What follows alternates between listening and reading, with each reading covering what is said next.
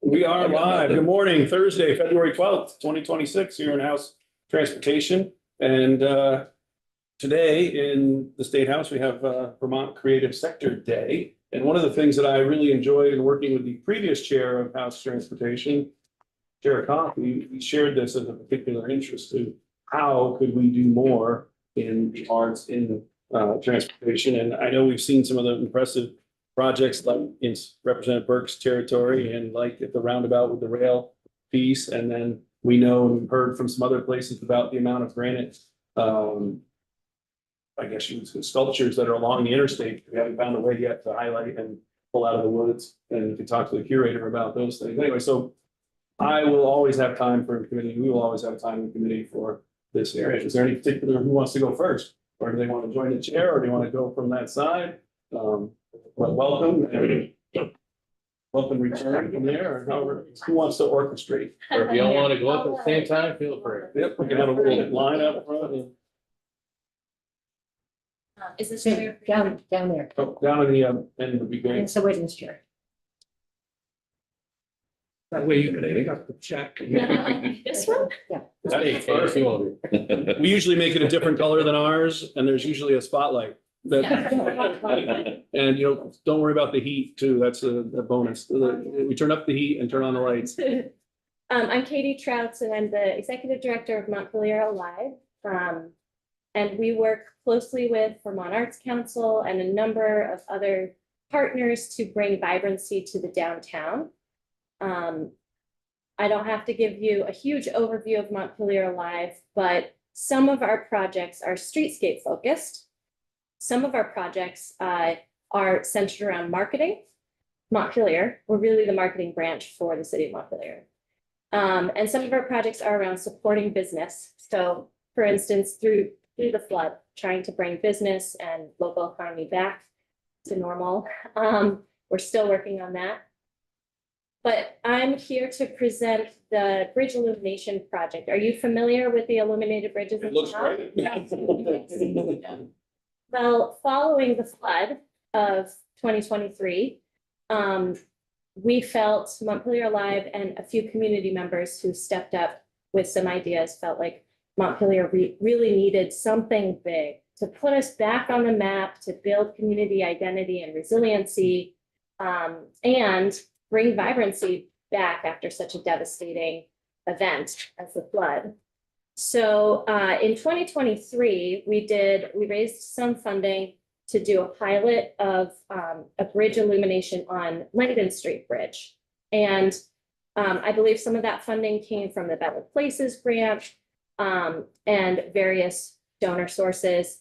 And we were able to successfully illuminate Langdon Street. We had such immense positive feedback with this project that we decided we would go big or go home. So we then the next year, 2024, illuminated 7 bridges in the downtown. Now there are 23 bridges in Montpelier. There are 13 bridges in the downtown area. We live amongst the rivers. So we worked hard to find ways. This project was meant to check many boxes. We worked hard to find ways to kind of build that relationship with the river, rebuild that relationship with the river, noting our place in the scenery, to bring vibrancy back to downtown and foot traffic, and use this project also as an economic development project, bringing people to visit Montpelier, to shop local, notice that Montpelier is still open for business, and really address that foot traffic issue that we've been seeing and that has caused business here to not thrive. We also use this project to build identity and build resilience within our community. We felt like after the flood, you know, we had a lot of community positivity and cohesiveness that we really wanted to maintain and retain. And we therefore also moved this into the marketing domain of calling Montpelier and working with a branding scheme, calling Montpelier the City of Bridges. And this concept grew out of the illuminated bridges and grew into something so much bigger that has really brought people together and created kind of a new cohesive identity for Montpelier people. So it's worked on multiple layers.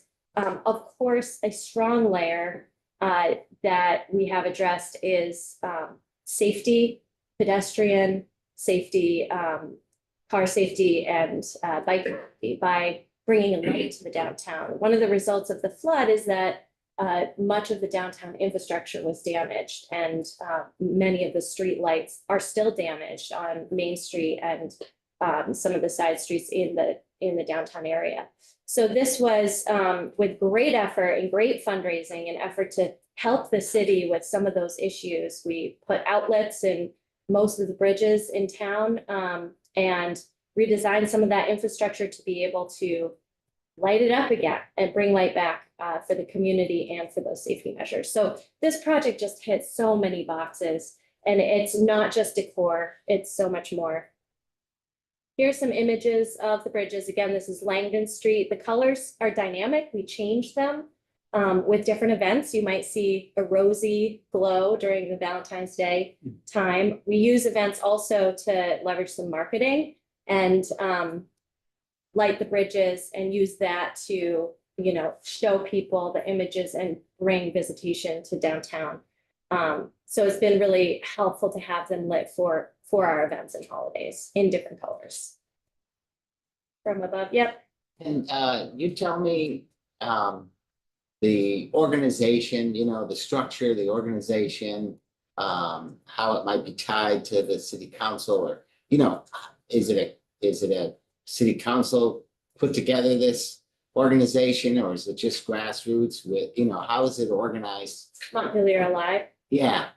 So our organization was started, excuse me, in 1999. And the city saw that there were gaps that they couldn't address fully, and that they also saw the trend of these downtown organizations starting as nonprofit partners to the city. So the city was a partner in developing Montpelier Alive and the concept, mostly supporting the small businesses. So the city doesn't work directly with those small businesses. They don't have the capacity to all the time. Also, nonprofits can be very nimble, finding funding sources and addressing need in a different way than a municipality can. So they recognized that to support small business, and then it really grew into, like I said, like the marketing branch, like who's doing marketing for Montpelier? The city itself is not going to do that. They don't have the resourcing to do that. So Montpelier Alive is able to raise funds on an annual basis from many sources to be able to really effectively market Montpelier and bring people here. And then we grew also into doing some of these streetscape projects. You know, again, it all kind of comes back to economic vitality of the downtown. And streetscape and beautification projects and safety projects that we can work on all bring people to downtown. So Montpelier Alive has a leadership group, somebody who sort of runs it. Directors, and I'm the executive director. And we have one other full-time staff member who's marketing and communications. And we now have 2 part-time staff members, events coordinator and development manager. So, and we've doubled since the flood. We've grown. There used to be 1 full-time and 1 part-time, and now we're 2 full-time and 2 part-time because the need is greater. So yeah, we've grown a lot over time. We function like a typical nonprofit where we raise money from many different funding streams. Again, we work with partners like Vermont Arts Council on projects and raising money together for those projects. And Department of Transportation has been a big supporter of this bridges project actually as well, and state. Do you have funding from the city? You know, like it's budget time, right? So like a library or like another nonprofit organization. Do you ask the city for funding too, along with your other sources? From the start, we do have some funding from the city. When the city helped start our organization, there's a budget line for our organization. It's pretty small. It's still kind of coordinated with like our old model of functioning. So as we've grown as an organization, we've really needed to depend on other funding sources. It makes the city has a downtown improvement district fund where commercial property owners pay a tax. We get that money as well. So the city allocation, the downtown improvement district fund goes to Montpelier Live because they know that they need Montpelier Live to help the downtown. But in addition, we have sponsorships for events for corporate sponsors. We have an annual appeal we send out for individual donors. And we also work with ACCD, Gary Holloway, who's the downtown manager. Many of our downtowns are designated downtowns, and we receive a little bit of funding from the state annually as well. Thanks, yeah. Representative Wells. Those lights are on 365 days a year or only during certain They times? are. They're permanent for as long as the life of the lights last. So what we're working on now is our budgeting to be able to maintain and keep those lights on for indefinite amount of time. Right now, we're thinking this is pretty good for about 10 years, and then we're really gonna have to dig in and try to keep them and maybe renew some of these lights. But yes, they're permanent. They're on every evening on timers. And we change the timers for the summer season since it gets dark later. Makes sense. How much money does that generate through sponsors and the help of the transportation department, et cetera, to power this operation? Yeah, so our project has landed between $200,000 and $300,000 to do now 10 bridges. We expanded that this year with help from the Downtown Transportation Fund. 10 bridges of those of the 13 in downtown. A couple of those I have to note are that we haven't illuminated are railroad bridges, and we would love to, but working in that direction would be a whole different animal. So we focused on the ones that we can really get our hands on. And the Department of Transportation has funded about, I would say, like a third of our funding. And then the Better Places grant, our pilot program, funded a significant amount in the beginning. And then a number of foundations and grants feeding into that as well. No city dollars were used, no tax dollars for this project specifically. The city funds our organization to an extent, but for this project, we raised all of that money outside of the tax dollars. Thanks. Representative Dunn. Is the city sort of taking it over? Like now there's some maintenance, you know, you're looking at like maybe a 10-year life. So is it just Montpelier Live who like owns these and maintains them and pays the electric bill? I don't know if there is an electric bill, but Montpelier Live pays for all of that. We have tried not to depend heavily on the city, knowing that the city has been very strained since the flood. So we have a contract with a professional lighting company called New England Holiday Lights. And that includes some of that maintenance, and we can call upon them and pay more for more maintenance. We own a lot of these lights. That doesn't mean they're not going to come down, so we don't have to store them, but we did buy them because we want them to be permanent. And some of these are permanent fixtures. This is Taylor Street Bridge here, this trestle. And these lights are decorative, but they won't come down. We will just plan to maintain them. Now, other lights like the Main Street Bridge, we have evolved those into permanent fixtures, and they're more embedded and really attached to the bridge. So we have a variety of styles, but they're all considered permanent. This is our newest bridge, the pedestrian bridge, that you should definitely check out. It's very flashy and it's really fun to walk under, and it's very dynamic and sometimes sparkles. Yeah. And thank you. This is great to see. Illuminate. It is illuminating. So a couple questions. Following up on Representative Couch. Does Montpelier have a Chamber of Commerce, and do you interact with them, or is this kind of in place of We have no Chamber of Commerce locally, but the Central Vermont Chamber of Commerce has been a partner on some projects. And generally, we work together on business improvement. But Montpelier Alive was kind of set up to act a little bit as a chamber, but we do so much, the breadth of our work is so much broader than what a chamber would do, but definitely business support. Okay. And are any of these lights solar or LED, or are they just kind of traditional, or is there opportunity for that? They're, I believe they're LED, so it's very low energy use. Our energy bills will not be very high at the end of the year. However, we explored the solar options, and here in Vermont, it's just not enough sun to make the lighting bright enough or impactful enough or reliable.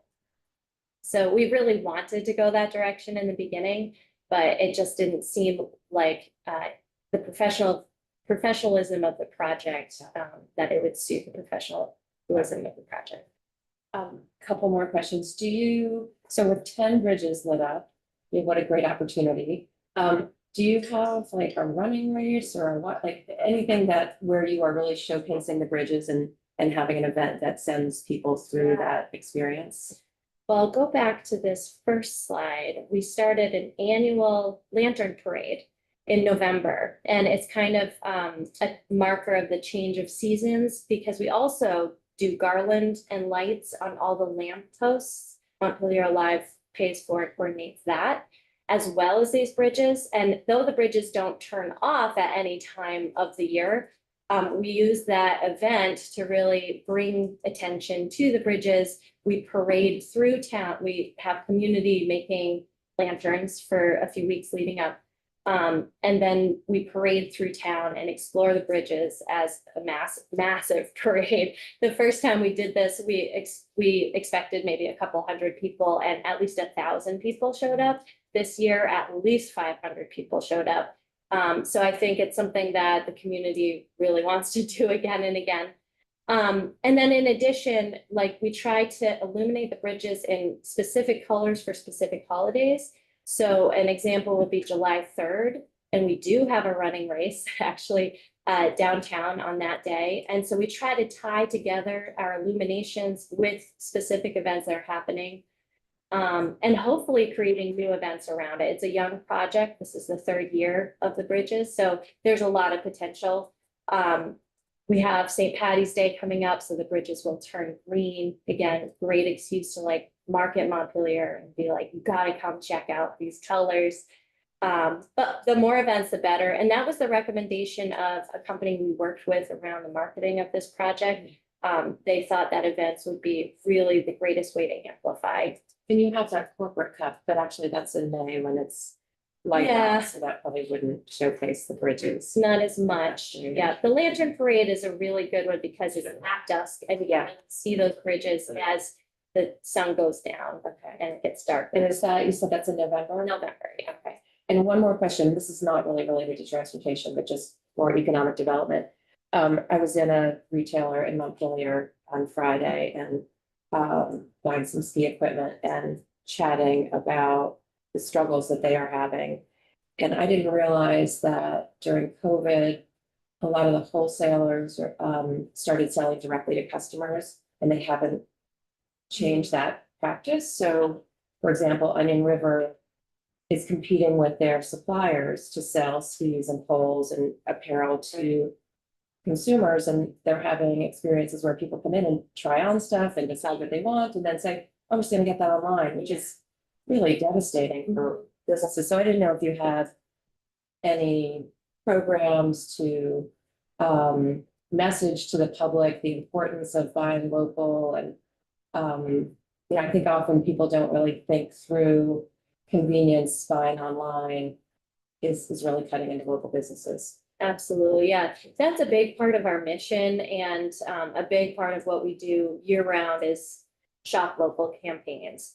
And different ways that we support businesses. We have a small business development program, and we're actually working this year especially to fill that out with more projects. But we do professional development for business owners, coordinating resources to bring here for the sake of their adapting and pivoting to new times. We're really encouraging them to do online marketing and sales. And it's really hard for business owners to play every role. It's like an executive director, like playing every role for the organization. So often they need support in that marketing. We do a lot of marketing for businesses.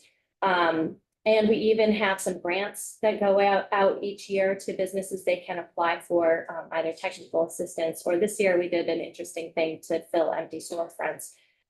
We did a new entrepreneurs grant program to bring new business downtown.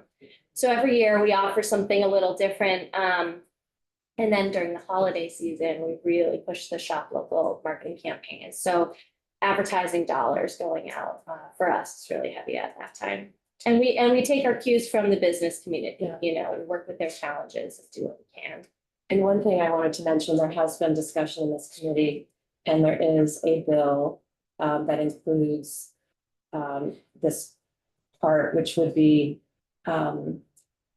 adding a delivery fee on online purchases, which, on the one hand, we're thinking about how to increase revenue for the transportation agency because we see less money coming in from the gas tax. And as these online businesses are shipping and, we've got more trucks going on roads and that's wearing the roads more. So thinking about a revenue source to contribute to agency of transportation. But, I think the other part of that is maybe giving local businesses not even an advantage, but maybe a more level playing field.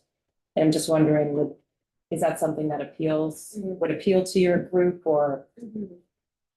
Yeah, it reminds me a little bit of the local options tax that Montpelier just adopted, and many towns across Vermont are adopting it. So it feels like one of the only ways that municipalities can gain revenue at this point in time.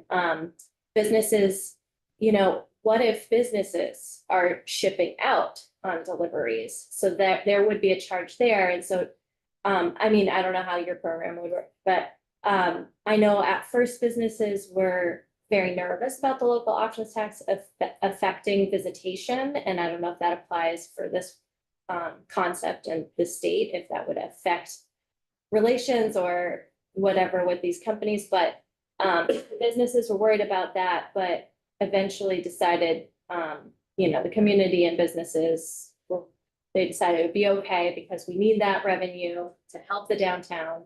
And what we found out is that that tax is also charged on Amazon orders, on online ordering. And so in fact, it has doubled the expected revenue. And I think it's going to be a very good, solid, stable source for the city. When did you all pass that? Sorry, this is my last question. That was just last March or last spring, and then it went into effect in July. Thank you for coming in this morning. I very much appreciate it. Obviously, there's a lot of interest in it, but we're substantially already over, and I'm not sure how much more you have to present. I'd like to make sure you have time for that. Or not. Yeah, I think I've presented and want to just encourage you all to reach out to me directly if you have more questions or want to talk about the Bridges Project or Montpelier Alive. It's director@montpelieralive.org. And again, my name's Katie.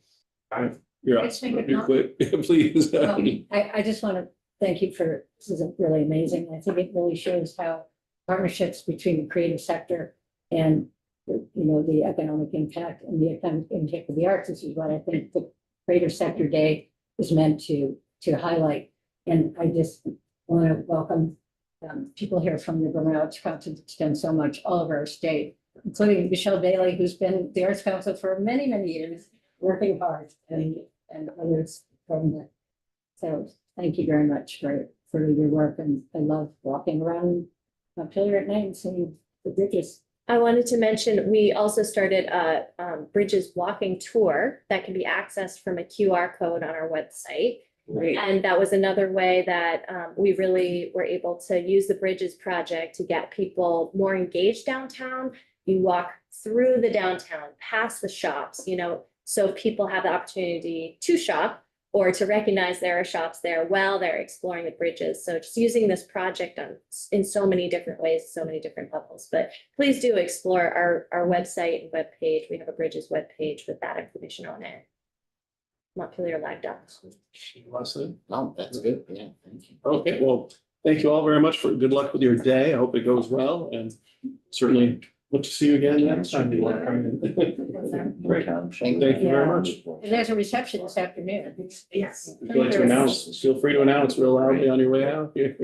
Yes, we're down in the card room. We would love to see you all. Please stop by. We have really cool coasters from Generator Makerspace and then a reception starting at 3:30. Love to see you there. At the. In the Cedar Creek room. Thank you all. Thank you very much. Okay. Waiting online and ready to go is the next regional planning commission. And based on the sort of things we heard yesterday, I was a suggestion from our ranking member that perhaps after we get through all of these, we'll talk about some of the themes and the consistency of what are items that we kind of heard over and over again from the regional planning. We're still trying to get feedback from an area that we haven't heard a lot from in the committee the last couple of years. So Doug, I appreciate you joining. Sorry, we're a few minutes over, and welcome to the committee. And we'll start with you and where you want to start. And I'm sure we'll have plenty of questions thereafter. So good morning. Welcome. Oh, you're mute. There Thank we you. go. Yep. Thank you. Thank you very much. I appreciate the invitation to speak about NVDA and our work in the Northeast Kingdom. And I didn't prepare a lot of formal comments because I did anticipate some back and forth, and I look forward to speaking with you about our work and the questions you might have. I imagine you will hear some consistent themes. One of them is just sort of the work that we do and the offerings that we present to our communities.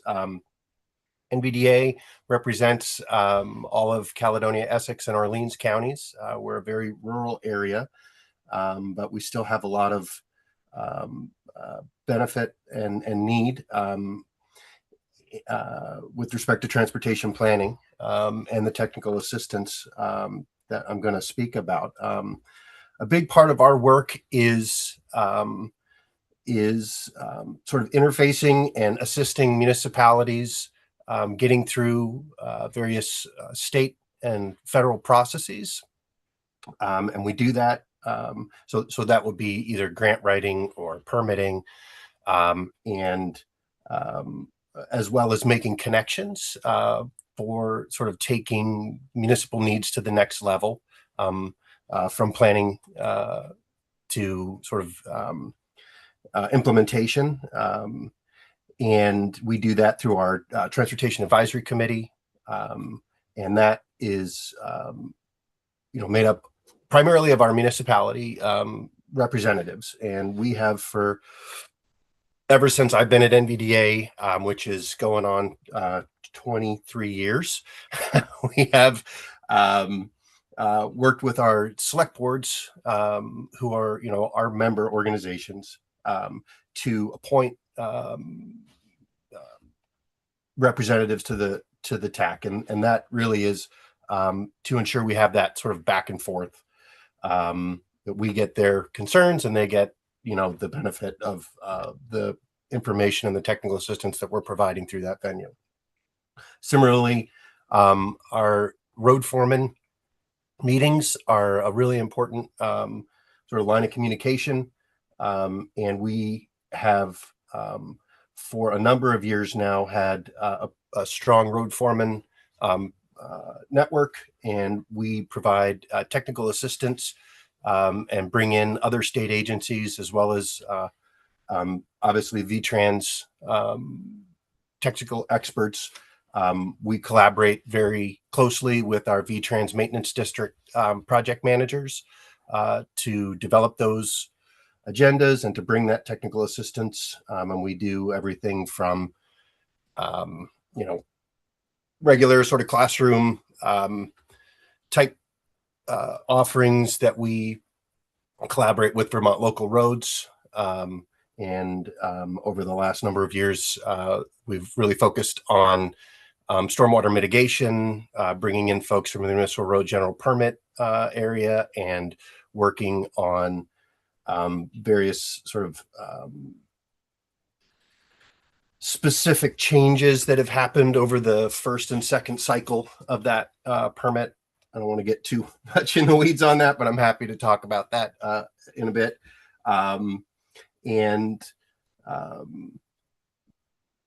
then obviously through, our representation on our board through the municipalities. So we have a lot of opportunities for back and forth with our municipalities, and then to bring that information back to our main partner in transportation, which is VTrans.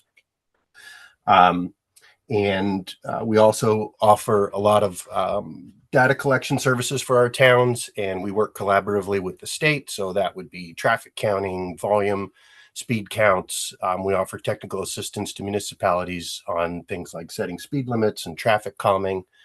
We offer, planning studies that we can fund ourselves through our Transportation Planning Initiative funds. And that we also assist municipalities in writing grants to fund those themselves. And those would be bicycle and pedestrian grants or transportation alternative grants, or other grants as may be appropriate. And we've done, Northern Border Regional Commission grants that have assisted municipalities sort of working to address challenging situations with infrastructure and sort of partnerships. So looking for larger amounts of funds that are offered by sort of the standard VTrans grants. And then obviously we work collaboratively with the agency on data collection to assist in statewide data sets. So things like improving the understanding about various data elements in rural intersections, road surface types. All of those things are done in collaboration with the VTrans models that are out there, and we appreciate the opportunity to sort of build our own skill sets with those, and as well as assist the state with their understanding of how the system is working. We represent regionally various modal partners. I'm sorry, representing on their board. So I sit on the board of RCT, and we do now collaboratively with both Lamoille and Lamoille County Regional Planning and Northwest Regional Planning as RCT is expanding across the northern tier of the state. And I sit on the I'm for Magog Water Quality Council, and we're in that regard working to sort of bring the transportation perspective to funding stormwater mitigation projects to the clean water service provider. And then we have, over the last several years, I will say I've been working on rail trail issues since 2005, but that would primarily be for the Lamoille Valley Rail Trail. But over the last few years, we've been working closely with the Rail Trail program and standing up the Rail Trail councils for both the Lamoille Valley Rail Trail and the BB Spur Rail Trail. And we've been working with our municipalities and the agency to look at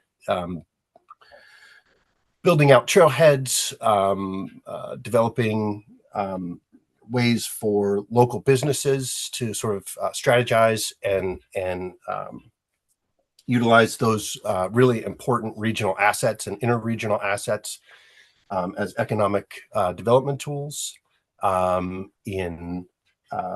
the Lamoille Valley Rail Trail, we've been sort of at it a little bit longer, and we've seen a lot of improvement in sort of the delivery of services for our visitors as well as our residents. We get a lot of use on that facility, and a lot of business development has been occurring in our region, and I look forward to answering any questions about that. And on the BB as well, we're just sort of seeing the beginnings of that. And we have a great sort of beginnings of a council that is really looking broadly at, beyond the BB, but within sort of the interregional and even internationally to include our partners in Quebec, and a lot of excitement, I think, about the possibilities for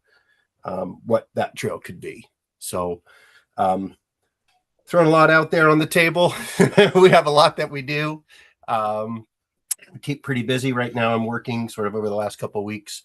We're finishing up our regional plan, and I've been doing some grant assistance, working on a build grant application at the moment for looking to replace some structure in Lindenville, and some sidewalk work and feasibility studies in Greensboro. So pretty broad.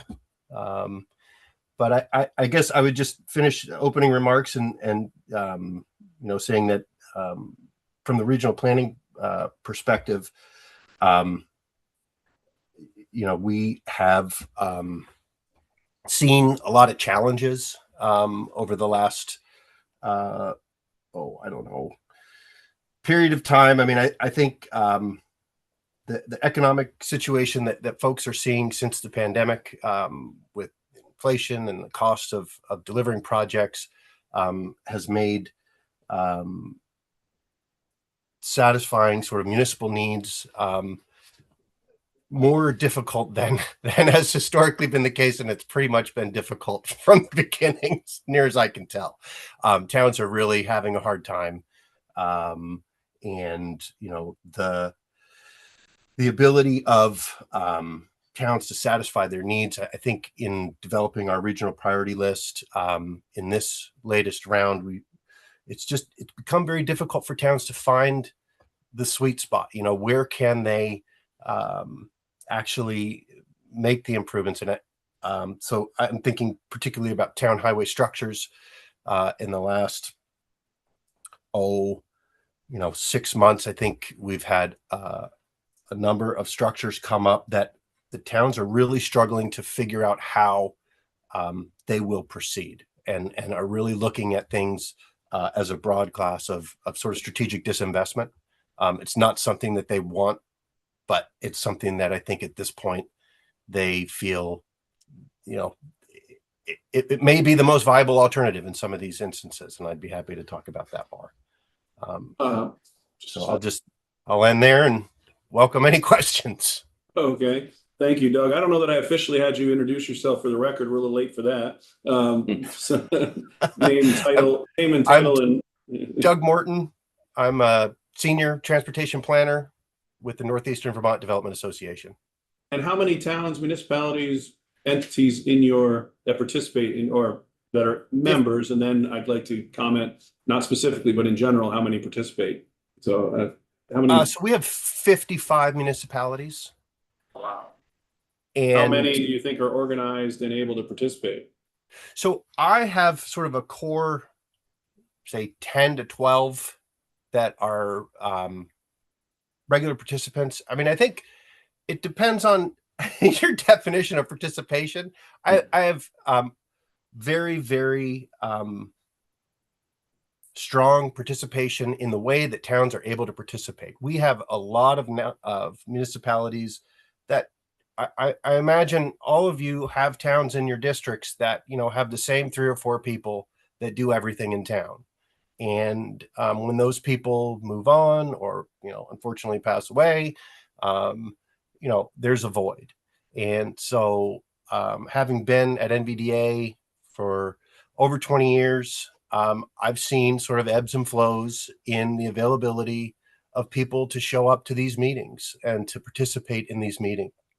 I would say right now we're at a low point in our region, and that I think has a host of causes. But when I started and now, I'd say we're probably at a same level of regular participation, which is, 10 to 12. And those are people who are, I'd say, they're municipal reps. They're people who have a history of being municipal reps. They may not actively be serving. Okay. Thank you. Thank you. We have some other questions. Representative Burke? Yeah. Yep, and then Representative Pat. Yeah, thank you for your work. When you mentioned just right before stopping strategic disinvestment, Yes. what specific, are you thinking about roads? What would be So what depending would be on the on, list for that? I think it could be anything within the infrastructure that is maintained by the town. Ideally, it would be, primarily, I think the discussion revolves around bridges, shorter structures. I have specifically a town that I've worked with just in the last couple months. Went to the select board and have written a letter for their annual report, just to sort of lay out options forward. And they have 3 bridges. They're very fortunate that go into a village. And one of them has now officially closed. And so they have 2 other bridges that are in much better state of repair. And so the one bridge is going to be over $1 million to get back. And, obviously the people that live on that end of the village feel very strongly that bridge should be reopened. But at $1 million, in a small town, probably, I want to say less than, 2,000 residents in the town, to come up with the match in the best case scenario, when honestly they're struggling under all the other costs that they have to meet. It's a very large lift for a small community, as I'm sure you're all aware, to find $250,000 in a small town. And so I know the numbers you're dealing with are much larger on the state level. But, to bring it back, sort of to try and find that match may be unsurmountable for some of our smaller towns. And I have a number of towns I can think of that have these structures that they're not all as conducive to this discussion as the structure that I'm bringing up. So some of them would really cause some real pain. And another example that I would give you is smaller stub town highways may have a structure, might not. Probably used to go to an active dairy or some kind of active economic activity that has drifted away, and now it functionally serves as a driveway. Still Class 3 town highway, has to be kept up to that standard, subject to the municipal road general permit. And so the town is being, they need to address the physical needs of that infrastructure. And there are grant funds available for them to do it. But again, if it's one of these outlier roads, it may make sense for the town to throw that road up and to give it back to the landowner. We've had circumstances where a town will essentially upgrade, do all of the work that is necessary to make the road functional, repair or replace or upgrade culverts, and then essentially want to give the road back to the landowner. They're difficult decisions. Yeah. Very difficult. And I think the landowners as well are that's not necessarily, depending on the circumstance, not what they want. Ending their plowing and all that kind of thing is a challenge, very challenging, especially, in a small town where, you only have a few hundred folks or 1,000 folks. Everybody is sort of knows what's going on. So Representative. But I do, Are you all set? Yes, I'm fine. Yep, Representative Pouch. have a Hi. question? Hi Doug, thanks for coming and, we're having the Regional Planning Commission doing exactly what you're doing, just sort of telling us how things are going. We certainly are picking up some key themes that go across all of them. And I think your examples really show highlight very rural areas and, the struggles there, which are maybe different from some of the larger areas. I have no doubt. But more population. I got two questions, really. You were talking about the structures, even if the town came up with a match, you still are getting in line to get a grant. So there are, grant programs for municipality roads and structures. There's transportation alternative grants. Is there any particular one that you think has the bigger impact? Or, if you were able to increase one of those by 50%, would there be one you pick? That's one question. And I'll let you do that, and then I'm gonna ask about something else. Well, I mean, I think they're all useful sort of avenues of funding, and they have their place. I think that the district's ability to assist municipalities with their grant funds is a great tool, and really, I think it's a great bang for your buck, having the districts sort of working with the towns in this respect. They bring sort of engineering and construction to the table. They're very much, so for sort of more significant size projects working through the district, and then the Better Roads funding is through VTrans is a great program, and I think really more funding for the various structures grants through the Better Roads program. I hate to say that I would pick one over the other, but I would just mention that those, I think, are really well utilized by my towns, and I think more funding would definitely be well utilized. Yeah, that I think that's a good answer. I mean, I agree. It'd be hard to pick. Just sort of, you're highlighting how important for these small municipalities a grant, and otherwise Absolutely. work might not get done. The second question, on your list of goals or things that you focus on, you also talked about charging infrastructure. And we know, we're looking across the state where charging infrastructure is available and where it isn't. I assume you're aware of the ACCD charging grant program for municipalities, public spaces, condo or apartments. Have you had any, are you working on that at all for any of the municipalities or any organizations to try to secure those funds? Because we know in your region, there's money available they're holding back to try to not just give it to certain counties. Right. I would say we, as an organization, yes, our energy planner is working on that more so than myself. But yeah, we're absolutely working to, as an organization, make that infrastructure more available across our region. Okay, thanks a lot. Got Representative Lally and then Representative Wells. Yep. Doug, thank you very much for your presentation and this kind of vivid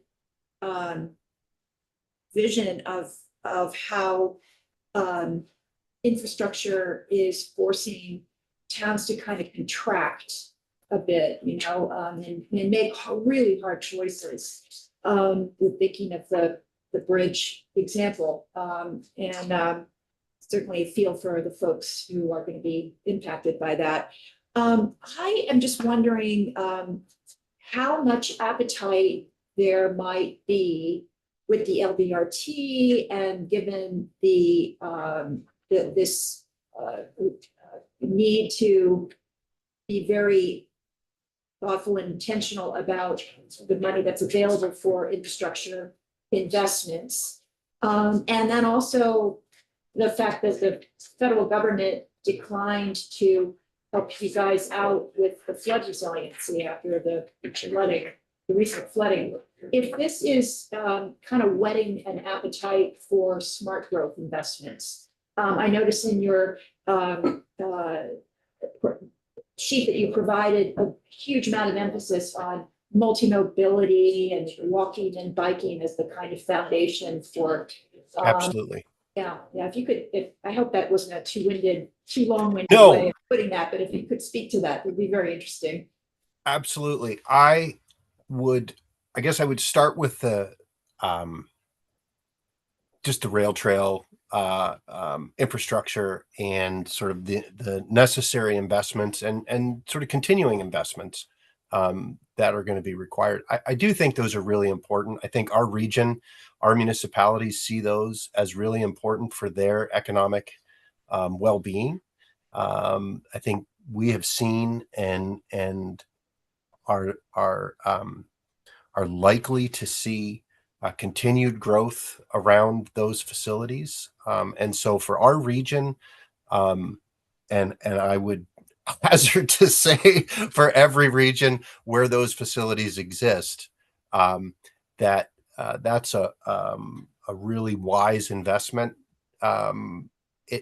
But I recognize sort of the tension as well when we're also talking about these reduced funding levels and the likelihood of continued challenging a continued challenging environment for infrastructure funding. But we have we're trying to, I think, make, I would just say our view, transportation is the backbone of economic activity, right? Economic activity requires this basic infrastructure. Our buses need it. Our bicycles need it. Everybody needs the transportation infrastructure to be working, to be in good repair, and obviously to be safe. And so, I do view, the rail trails similarly, is that it is an additional way for people to utilize a safe space to transport themselves. It's not just, a tourist tool, although it is that as well. I think we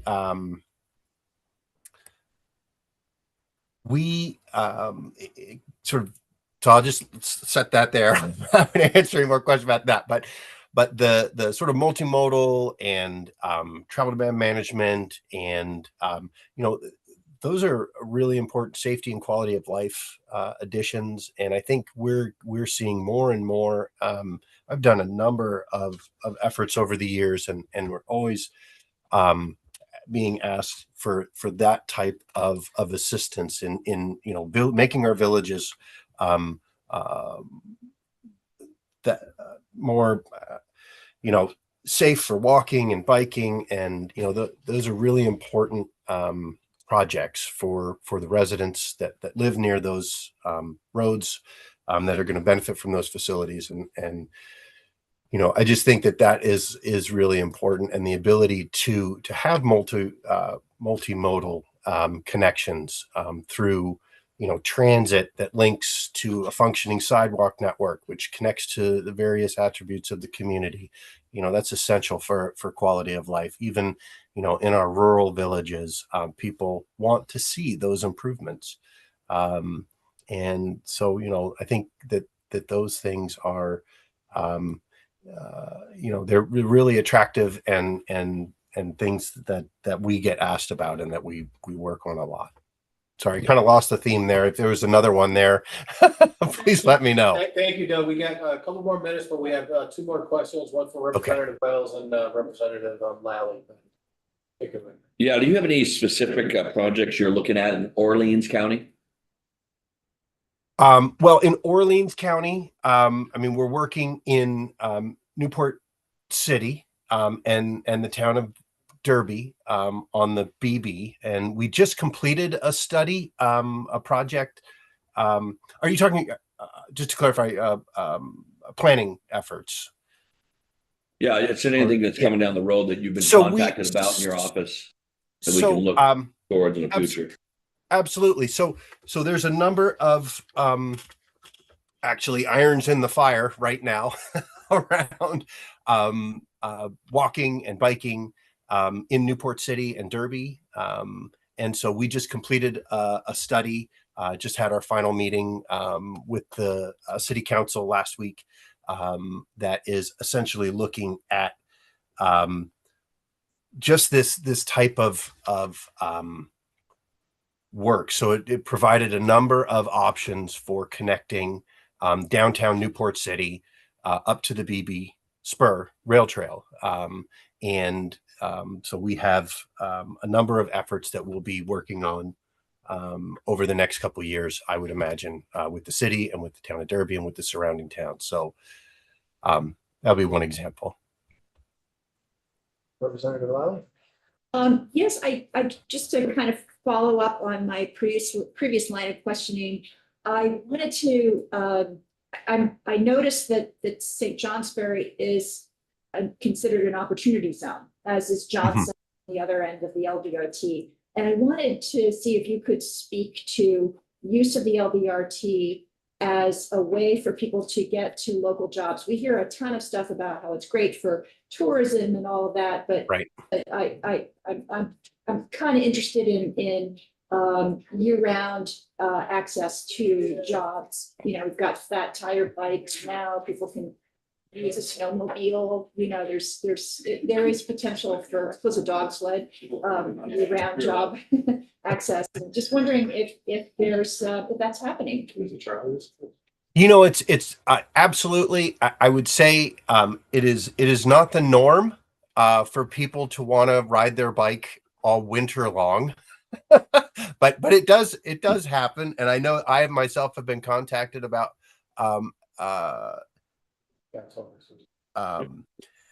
trying to connect the sort of the pieces with that. So in this example, it was actually somebody from Stannard who was hopping on the trail just outside of Greensboro Bend and going to work in Morrisville.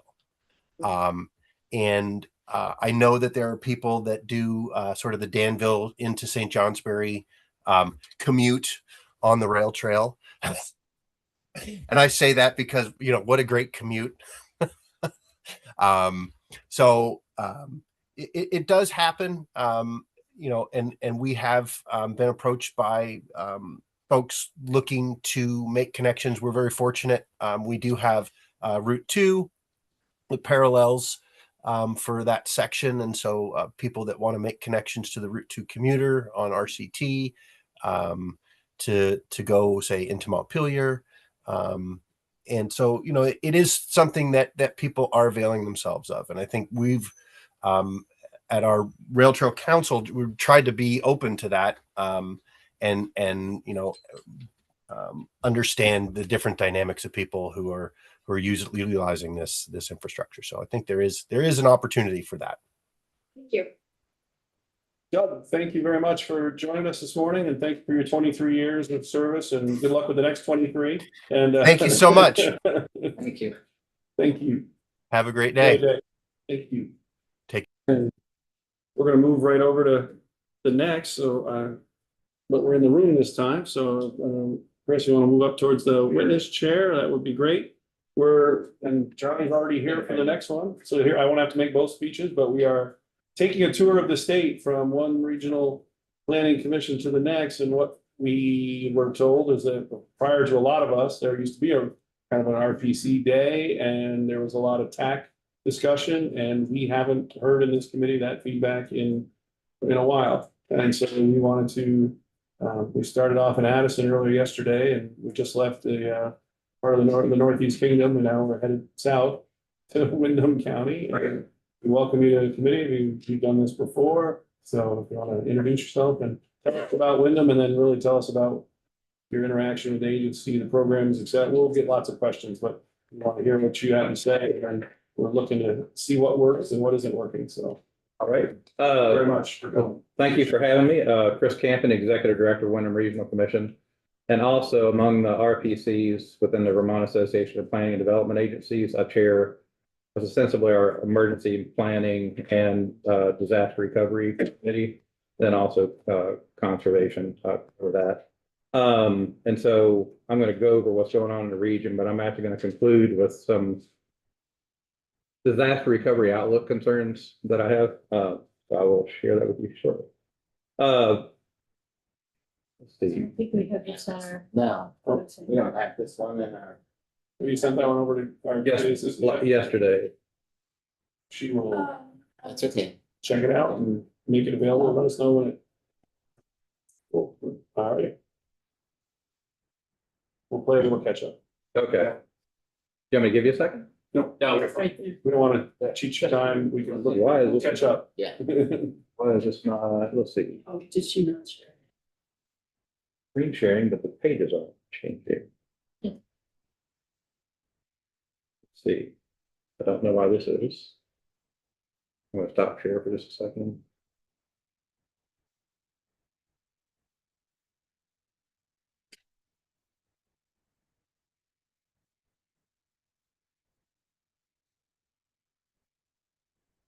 Bear with me, I'm gonna try to share again.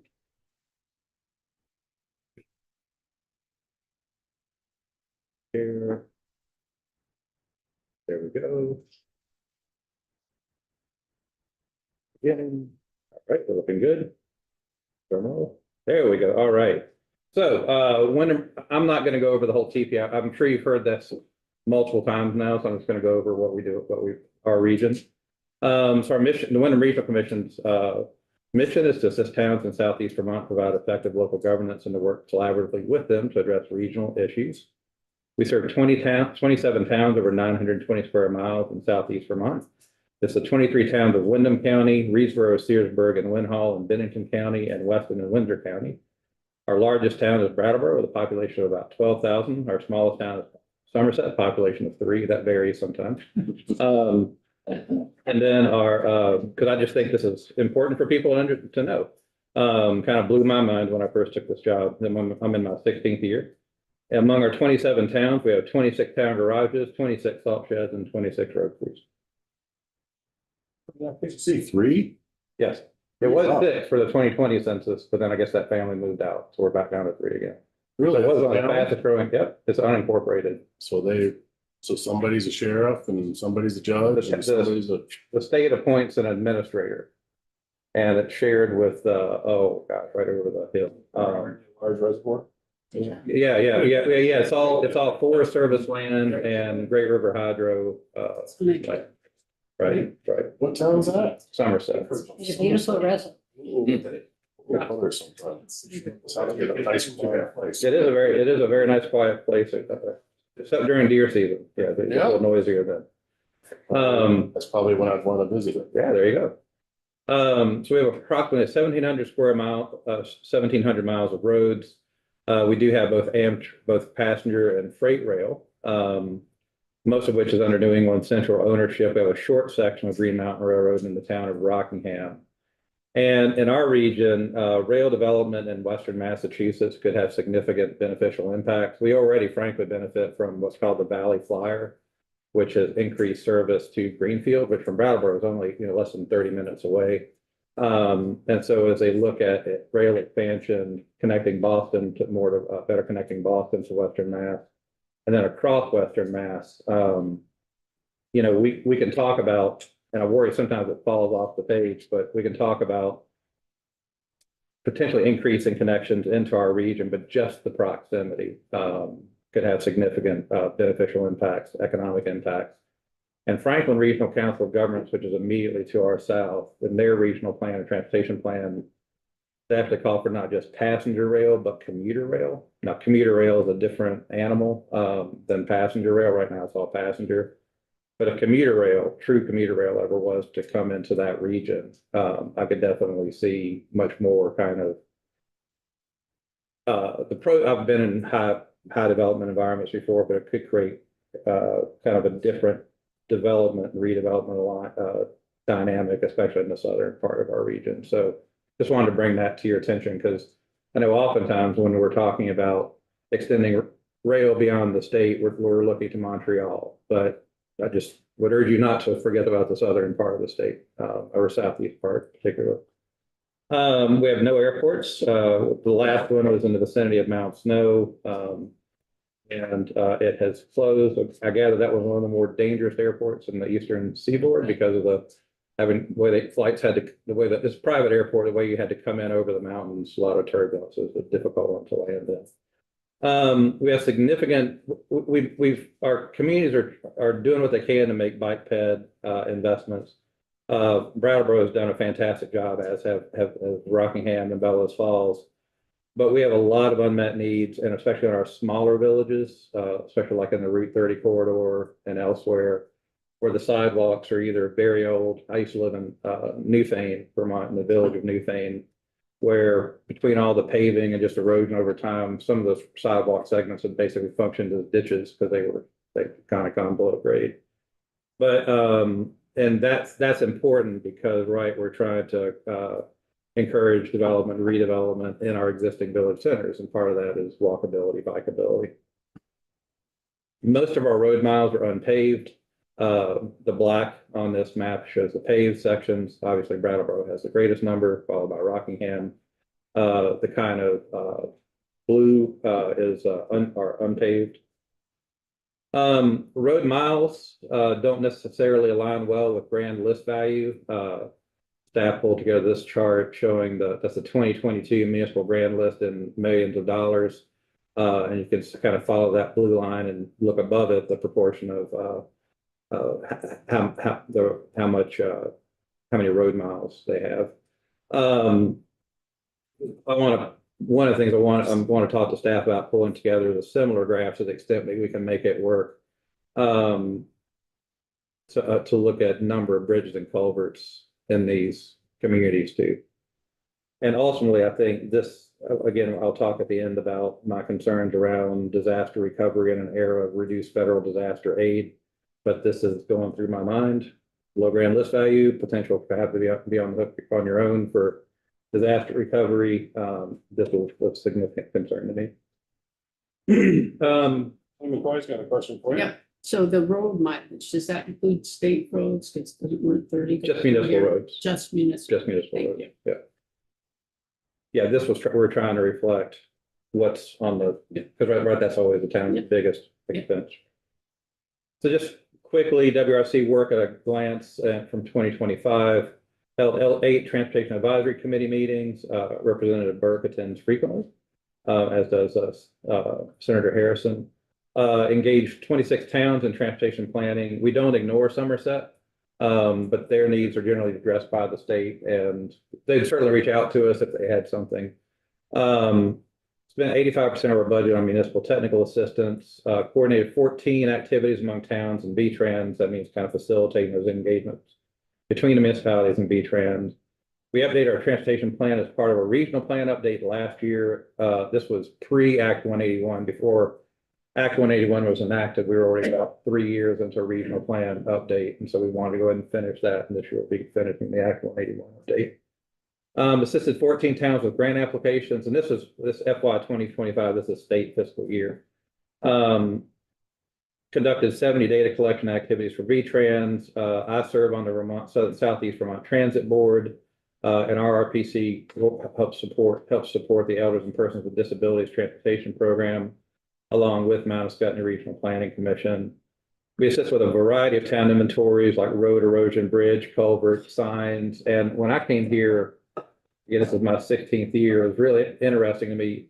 Among all the things that we do in support of towns, these inventories are among the things that they value the most, because right, it's a lot for road crews to do that. We do this in collaboration with the road crews, but and then related to that, we host, one of the things I'm really proud of is we host regular convenings of the region's road foremen. And we provide a lot of direct technical assistance for road foremen, like teaching them how to use tablets, how to manage data on those. And that's where these inventories and all come in to help them better keep track of, what they've got to manage.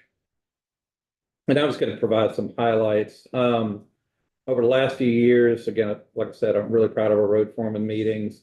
And these are examples of what we've done, interacting with Green Mountain Power about, this is like relating to weather emergencies and power outages, hazard tree issues, pole installation and relocation. We had a really catastrophic heavy snow in March a couple of years ago. And out of that, we help facilitate conversations between Green Mountain Power, like how to coordinate, like getting the roads clear, right? Not only of snow, but all the trees, and in some cases, how to coordinate with all the power lines and poles that were down. And so being able to kind of serve that role was fantastic. Green Mountain Power, as you may know, they're undergoing a resilience project where they're undergrounding a lot of power lines. So we hosted a meeting of what to expect when underground power lines are installed on your roads. A lot of that work was done by contractors. How to navigate changing municipal truck and truck equipment marketplace, pavement management and preservation strategy, several sessions on grants, what types of grants are out there, how to be most competitive, road maintenance best management practices to prevent the spread of invasive species. Of course, the municipal roads general permit when it first came into play, and then it's keeping up with it as the years go on. When do you need a stream alteration permit? Constructing sand and salt sheds. Of course, Highway Department community outreach. They share with one another their experiences on how they interact with their community. And one of the fascinating things, I thought this was fascinating. Years ago, not too many years ago, but we were working with in Guilford, created a Green River Alliance looking at water quality in the Green River, and actually got the road foreman to speak to the general public about their relationship with the river, because they're out there right night and day. They see the animals and other things going across and just know the river's behavior. And I just thought it was fantastic staff could actually get the road foreman to become a public speaker, because that's not the role they typically want to play. Paving 101, paved and unpaved roads, costs and benefits, and then just town experience sharing. Like for instance, Dover had installed pivots on weather stations. Another town had done a chip seal project. Another town was mapping hazardous trees using an app. And so just opportunity for the road foreman to share their own innovations with one another. In 24 and 25, we supported the development of 34 grant applications across all V-Trans programs and one MTAP project in Searsburg. Searsburg has a population, I think it's about 124. One of a really small town. They were famous when ARPA first came out, because they were the only town in the state to reject the federal funding that they were entitled to. So for them to actually be willing to take on this MTAP project, they have a bridge that they need to replace. It would cost upwards of $1 million. And so they're wanting studies done to determine whether or not they really need to replace that bridge, or what some of the other, it serves one property, and what some of the other alternatives might be. So that's what we worked with, brought in Stone Environmental to work with them through MTAP.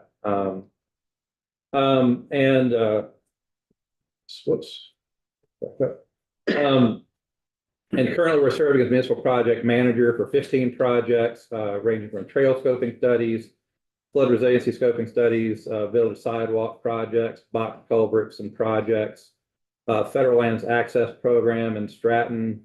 This is in the National Forest to improve connection to Growl Pond, which is a really popular cross-country skiing destination in the winter. The issue is when they plow the snow, it can get really narrow and difficult to navigate. Stream bank restoration and bridge replacement or abandonment options. That's the Searsburg project. We're currently working on one salt shed project, and I'll get to that in a minute. We have been working with several. And then we've got a slope failure and severe erosion issue on MTech Lane in Rockingham. Two of the region's probably highest value and biggest employer is Sonax, which is a automatic vehicle transmission company, and Chroma, which is a high-tech optical company. They're built on a slope left by the courtesy of Glacier Lake Hitchcock, and that is eroding. It's like 100-foot gully that's gradually creeping towards both facilities. It's right on the edge, it's fair to say, of the Sinax Park parking lot. Chroma, they've invested, I forget how many, it's well over $1 million to stabilize the slopes there. But ultimately, all this ties into stormwater management related to this road and then state highway and interstate and other things. So it's a really wide variety of things that we work on. One of the challenges we have is that between the time that towns apply for grants and with estimated costs, and then like a project actually comes to be, the costs are rising so much that some of the towns are actually having to kind of back off of the grants because they don't have that amount of money. I'm sure you've heard this story before. Really proud of our count program. We do a lot of traffic counts, pedestrian counts, and bicycle counts. Traffic counts, we do it on town and state highways, typically data volume on information on number, volume, and type, and speed. Typically do 15 to 25 counts per year. Have done counts in all 27 of our towns.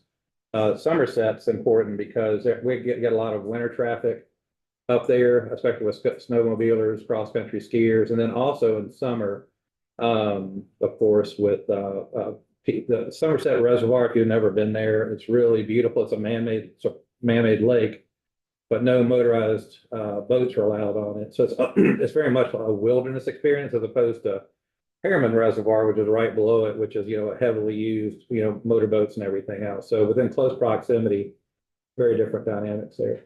Do for speed studies, so also traffic counts also inform speed studies, highway reclassification, then of truck traffic. It also helps inform maintenance activities and paving. Our pedestrian count program is really robust. We do it on sidewalks, multi-use pathways, existing and proposed crosswalks. This is used in grant applications and helps inform use patterns, which can also help inform things like downtown programs about when people are visiting, when trends over time. And during the COVID pandemic, we used it. There's some things we can't do with TPI funding, but I just thought you'd find this to be interesting. So of course we were tracking what was the foot traffic change, what were the foot traffic changes downtown and elsewhere, but we also did do trail counts because suddenly we saw heavy use of our trails, and we could use the counts to actually help advise people like, hey, if you're feeling uncomfortable, because there are a lot of people on these trails now, here's our trail maps of the region. There are lots of other trails, but we're not seeing as much use. They're just as beautiful. So consider using those. And so we actually kind of did some public outreach around that. And then bicycle counts are doing on multi-use pathways and state and town highways. And again, using helps inform grant applications. This year, we're working with, I know you think you're going to be talking about the Staying Connected initiative tomorrow with Jens Hilke. This year in our region, we're going with a faculty member at UMass Amherst extension program to apply a GIS screening tool to determine where aquatic and terrestrial organism passage is most likely and thus of higher priority when considering culvert and bridge replacements and other road crossing treatments. So whether this is for amphibians, trout swimming upstream, that one photo is of a Canadian lynx up in Searsburg crossing under a bridge. And then also, right, there's the high, larger mammal deaths that also can, when you get a bear, as you know, that creates, and deer and moose and other things, right? It's not only damaging to the wildlife, it's also damaging to the drivers. And so what that in the upper right-hand corner there, that block, that's Dr. Jackson's screening tool. What it does is it aggregates existing data and kind of compiles it to show what bridges and culverts are most likely to be priority crossing areas.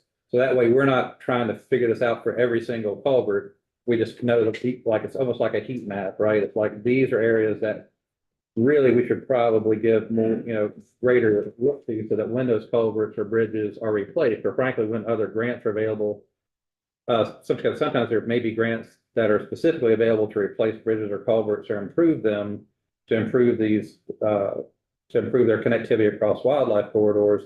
This can be a screening tool that we can use to help inform ourselves and road foremen and conservation organizations where those crossings are most likely to take place. And then I just want to note that sometimes our transportation funds actually come from hazard mitigation and disaster recovery funds. Okay, About 7 minutes. sorry, I'll wrap up. So we use the Flood Resilient Community Fund to, Whitingham has been doing a fantastic job. Route 100 basically during Irene, it basically became the North River. And the North River is tiny. It's actually the width, you can see the width of that channel there. But during a flood, it can get really big. And so they've been doing a lot of work trying to improve the flow, because right now the village serves as a bottleneck and it diverts the river right down the road. And so this is among several projects improving the capacity of the water to move under and around the village as opposed to, through the roads. I'm going to wrap up with this. So Vermont state and local governments are heavily reliant upon federal funding for disaster emergency preparedness and also disaster response and recovery. I sit on the state hazard mitigation grant project review committee. That process has been delayed to get those hazard mitigation grant projects approved. Funding like the building resilient infrastructure communities by FEMA have been canceled. We're currently seeing what's happening in Caledonia and Essex counties with the denial of the federal disaster declaration and what kind of hook they're going to be on. And this is an article I wrote back in October that actually built off of a newsletter article I wrote for our region back in March, saying towns really need to start thinking about greater self-reliance, because there may not be money coming. And I guess I would just suggest to y'all, it may be a little premature. Things are still kind of in flux, but from my perspective, I don't see a scenario where we go back to just being able to take for granted that when we have $1 million plus disaster, we're automatically in quotes going to get a federal disaster declaration. A lot of the proposed legislation, and not just among the Trump administration, but also what's being discussed in Congress now, is proposing to increase that threshold by like 4 times. So imagine what that means for our small towns, right? Because the assumption has been $1 million plus, you're probably going to get aid. That is probably not the future, no matter who's in office, because they've been going back to the Obama administration. They've been looking for an opportunity to kind of increase that threshold. And it's something I think we really need to think about. What does that look like? I would encourage you maybe to bring in Michael Gahn from the Vermont Bond Bank. There's a group of us that we've met, multiple agencies, RPCs and others, about a disaster recovery fund that they have made available. It was intended to serve as a bridge loan between like when a disaster happens and when towns get, when they do the work and when they get right. It's a reimbursement by FEMA. It's not funding on the front end. About what their requirements are going to be, because it may be that we're not looking at bridge loans as much as we are loans. And the other issue that, here is that towns, because of just a contraction of other funds, may be having to bond things out. And right, just because you get elected to a select board doesn't mean that suddenly you're conveyed knowledge about public finance and what your finance options are. A number of our towns don't do capital planning. And it's just, we're probably going to need to encourage towns to start looking at the world in a different way. And probably one of the things the bond bank is going to require are things like capital plans and updated hazard mitigation plans, because they need to know what they're getting into when towns are looking for loans for disaster recovery, because they've got to know what else they've got on their books. So I would just encourage you to do that. And then maybe next year it becomes clear, this may be a whole other line of inquiry. But this is what, to the extent something keeps me up at night, this is what keeps me up at night, is I would look at July's flooding last year as kind of a live drill. And we're kind of living it now. And that's all I've got. And Bert? Yeah, thank you so much for all your work. And I think you bring up the point that I'm wondering if we need to have some more testimony or something put in our email about this. I don't know, something to discuss. Just as you're bringing this up, I'm thinking, yeah, this is really, really important, and I don't want to let it line. So it's just a thought for the committee's consideration. That's no question. No. Represent what? Yeah, thank you. So just a quick question on your last topic. Do RPCs work in such a way where you are meeting as a group across Vermont and kind of deciding on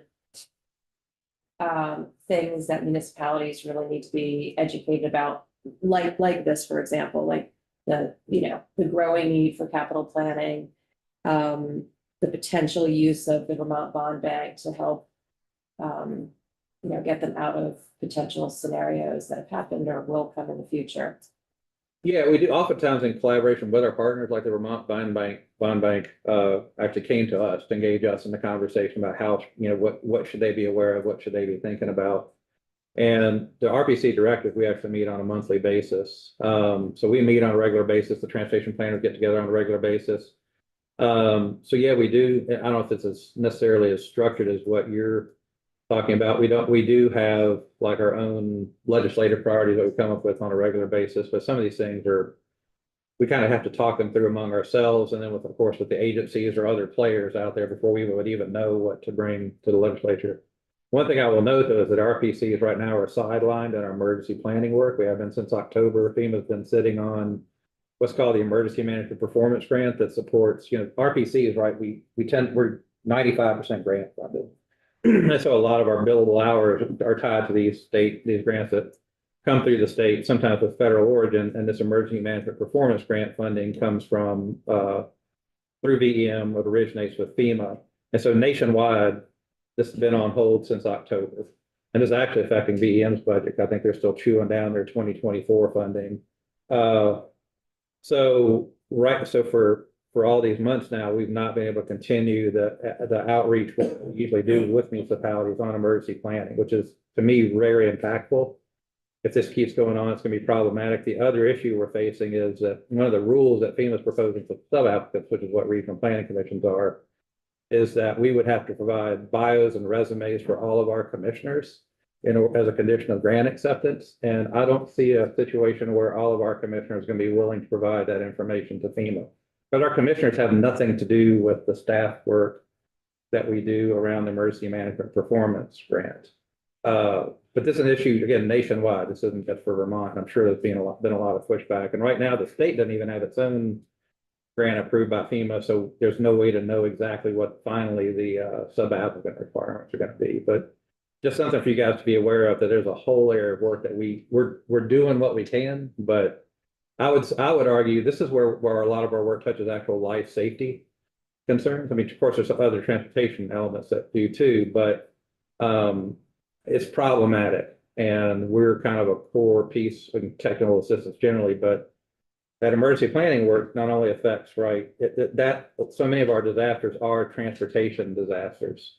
And so this has impact on that too.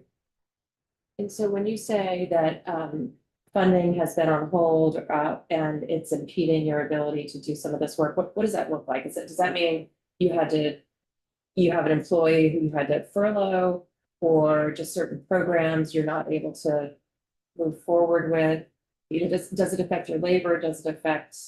Yeah, it's so things that we would traditionally do, like support the regional emergency management committees, support where they're working on like flood hazard bylaw updates, support their work on, there are fewer grants to apply for, but developing grants related to mitigation, supporting training for flood plain administrators. There's just a broad array of things like that. We're not able to do it. Where I can, we'll eke out what we do just under our general funding for the state that we get through our contract with Department of Housing and Community Development. And so, we're further burdening what the state funds us using the property transfer tax to do. And I haven't had to furlough anyone, but I've had to redirect them. I don't know what next year is going to look like yet. So I'm not, and I've been very transparent with staff. So what I'm saying here, I just don't know what next year is going to look like. My biggest concern though is that this also diminishes, just like, we were regularly working with road forum, we have these relationships with them and road commissioners and with select boards and all around transportation. With the months that go by, because there tends to be a lot of turnover, we're losing those relationships with the emergency management directors and among the emergency management directors. And so when bad things happen, we rely on those relationships to help them respond and recover. And it's probably one of the more overlooked things that we do, because I think it's one of those things that's just kind of taken for granted until it's not. And I serve on there's that Vermont Rural Technical Assistance Project that's ongoing. I sit on that technical advisory committee. And one of the things I'm hoping that committee will do is continue to look at, like, as funding is diminished or capacity is diminished among the state agencies and RPCs, that we look as you pull that thread, where it's going to affect other things. Because other state agencies assume we're going to be there, we're supporting this emergency management planning. If we're not, then that pulls on DHCD threads and VTrans threads and others. Not like that. Thank you very much. We appreciate the time. We appreciate all that, what you're working on. I think we're hearing your message, and I don't want to go too far into the next presenter's piece, but I will say this is one of the big challenges as we go from the southeast corner with incredibly rural towns and issues, and then of course the interstate and the train. So you have a little bit of everything, but then we're going to go all the way up to the urban issues, which is an entirely different challenge. So thank you very much. I appreciate all you do, and Thank you very much. thanks for your time this morning. And I guess we'll transition quickly to all the way up the interstate and up 91 and jump onto 89 and come all the way up to exit 14. And Thank you. Welcome. For the record, Charlie Baker, the Executive Director of the Chittenden County Regional Planning Commission. And hopefully you can see that okay. Is that sharing? Yeah, thanks for the time. Really appreciate it. And yeah, thanks to the committee for kind of getting a little bit more down in the details with what RPCs are doing. Give you a little overview of what's kind of how things work in Chittenden County, which is, as the chair noted, a little different. Or special, I've heard sometimes used. And yeah, it's nice because we're so close to Vermont. But so we are, sorry, one note here. I'm going to focus on our metropolitan planning organization function. So that is a thing in federal law that we're for urban areas over 50,000 people urban. We're about 120,000 urban population in Chittenden County. So there's a federal law that says you have to form a board. The governor needs to approve it. This happened in, after the 1980 census. So it's been around for over 40 years now. And it's locally controlled. It's the same as the RPCs. The municipalities are on our board. I guess the one difference is that VTrans is also on our board and has a vote on transportation or MPO business. So that's one little distinction that's a little different. And MPOs got created really after the interstate or late in the interstate era, where city mayors in particular were kind of like, hey, the state just drove an interstate through our city and we had no say in it. So this is to give local officials a say in how the state uses federal transportation dollars. And just to note, it's really kind of a negative power. So our board can't force VTrans to use federal dollars in any way, but they could stop. They could say, no, we don't want that project in the program. So it's a negative power. It was flirted with when the CERC was a thing, 20 years ago, before my time. I think that was the only time started to flirt that I'm aware of. They started to flirt with actually exercising that power. So otherwise, it's a very, and it has been a very collegial relationship with VTrans. We work hand in hand with them all the time. And we get a formula grant through VTrans, that's federal funding, which is different than the other RPCs, which are part of the TPI program, but I'm sure you've heard enough from VTrans and the other RPCs about already. And then to note that we were actually two separate organizations. And about 15 years ago, there was some legislation. If anybody's been around since Challenges for Change, kind of said we should look at merging the MPO and RPC, which was, we had two bodies with basically the same membership. And so we did do that in 2011, merged and became one board, one staff.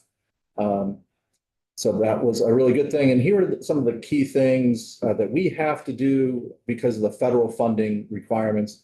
So we have a federally mandated metropolitan transportation plan, a transportation improvement program, which really that's the funding document, if you will, that our board has to approve that allows V-Trans to use federal funds in our region.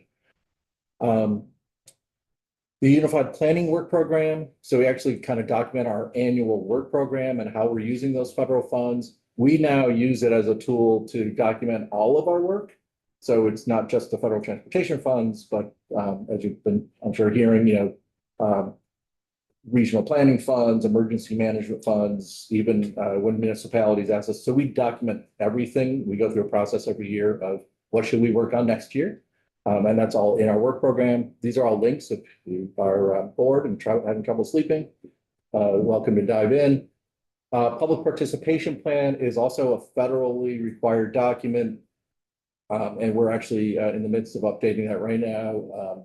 Big focus on how to do more inclusive engagement. We're also a refugee resettlement community. So you probably have heard things like 56 languages spoken in the Winooski High School or things like that. So that's as we're working on projects, that engagement is a big aspect of our work on this. And one thing I should note about the membership, I mentioned the municipalities. One of the things that happened over time, it started as just our urban towns. And back in the 90s, we expanded so that it's a whole county. Jurisdiction is under the MPO, so it allows us to use those funds. So I'm looking at Phil a little bit in a rural town like Heinsberg wasn't part of the original MPO, and so I think we've been trying to flex, I would say, over time to try to make as flexible use of these funds as we can, including expanding our boundaries back in the 90s. I'm happy to take any questions. This is a little list. I'll get into kind of budget issues in a minute, but I mentioned our work program. So this is kind of a real quickie summary of the transportation funded work in our work program right now. So we have 10 scoping studies, 2 corridor area-wide studies, 7 active transportation plans. So that might be anything from like Milton wants an active transportation plan for their town, to transportation demand management study projects. I'll talk a little bit more in detail about those 2 things. We've also been able to flex the transportation funds for when we talked with Federal Highway, we said this is to create more walkable communities. And so they have allowed us to use our transportation funds to do like master plans and zoning bylaw updates in municipalities. An easy one to talk about is South Burlington City Center. Like we spent money helping the city, we were able to provide them 80% federal funds to work on the zoning there. Same things, Taft's Corner, form-based code recently. I think we spent a couple $100,000 there. So we've been able to flex it for land use, some land use work. Also been able to flex it for water quality, so kind of road-related runoff. Addressing that. We've also been doing things like sending cameras down stormwater pipes to help towns, back to Chris's point about the inventory work, and also some energy work. So like EV charging or things like that, we've been able to use these funds for. We do a lot of technical assistance, 12 significant projects this year. We have 3 engineers on staff, so we are able to provide some more direct technical analysis without having to ask V-Trans. They coordinate with V-Trans to make sure we're aligned, but we do have some supplemental staff there. That also leads to municipal project management. So these are the actual construction projects, typically like sidewalk projects and things where we can step in and help the town just manage the project for them. I think we're doing 2 or 3, I think 3 of these in Jericho right now, maybe 1 in Shelburne. And then a lot of data collection, as Chris just mentioned. So I won't go through that, but also things like population and employment projections we do as part of our planning process every few years. We're about to start that process actually in collaboration with V-Trans right now. And then we use a good chunk of funding for partner support, and I'll get into this in a little bit more detail, and apologies for all the acronyms, but GMT, Green Mountain Transit, CATMA is the Transportation Management Association in Chittenden area. Locomotion does bike ped, car share. And the TRC, the Transportation Research Center at UVM, has all accessed our funding that we have. And again, I'm going to repeat a little bit of what Chris said. We do act, sometimes when I talk about our work, we really act like a public sector consulting agency. And so 95% of our funding is performance grants and contracts. And kind of emphasizing that some of that came out of Challenges for Change back in 2010. And it's really, we're all very conscious of the fact that if we're not doing a good job in satisfying what the scope of work was, agencies or towns don't want to use us again, right? So there is kind of we have a lot of incentive to try to do good work for our towns and for state agencies. We collect about a little over $250,000 from our municipality dues, which I know is very different than the rest of the regions. And it's basically based on their grand list. So it's kind of on their ability to pay in a way. And just here's our overall budget. And Chris kind of mentioned the emergency management.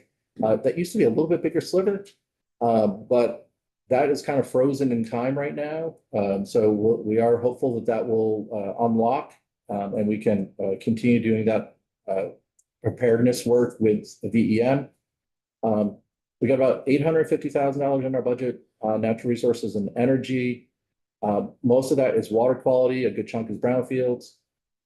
And then land use planning and municipal assistance is almost 3 million. That is really, there's a big ball going through the snake this year because we have $1.7 million of broadband grant coming through our budget. So this will be a lot smaller next year. And then the 7.4 million in transportation planning has been a little consistent. That's not what we get every year. So there's some of last year's money on top of this year's money, as well as a competitive raise grant that we got from the federal USDOT. I'll talk about that in a couple more minutes. And feel free to interrupt me or lecture the chair. Make sure you get through as much of your stuff as Yeah. possible. So hopefully some time for some Okay, conversation. Otherwise, once we get started on questions, we're gonna. that's fair enough. That's fair enough. Thank you for the coaching. It varies. And then just to dig into the transportation funding that we have, because it's a lot of money, right? We partners, so like Local Motion, CATMA, almost 400 grand. This year, we're $750,000 to GMT, which just a few years ago, that was 400,000. So we've been trying to do our part to help GMT with their funding issues. We only have planning money, so it only goes so far.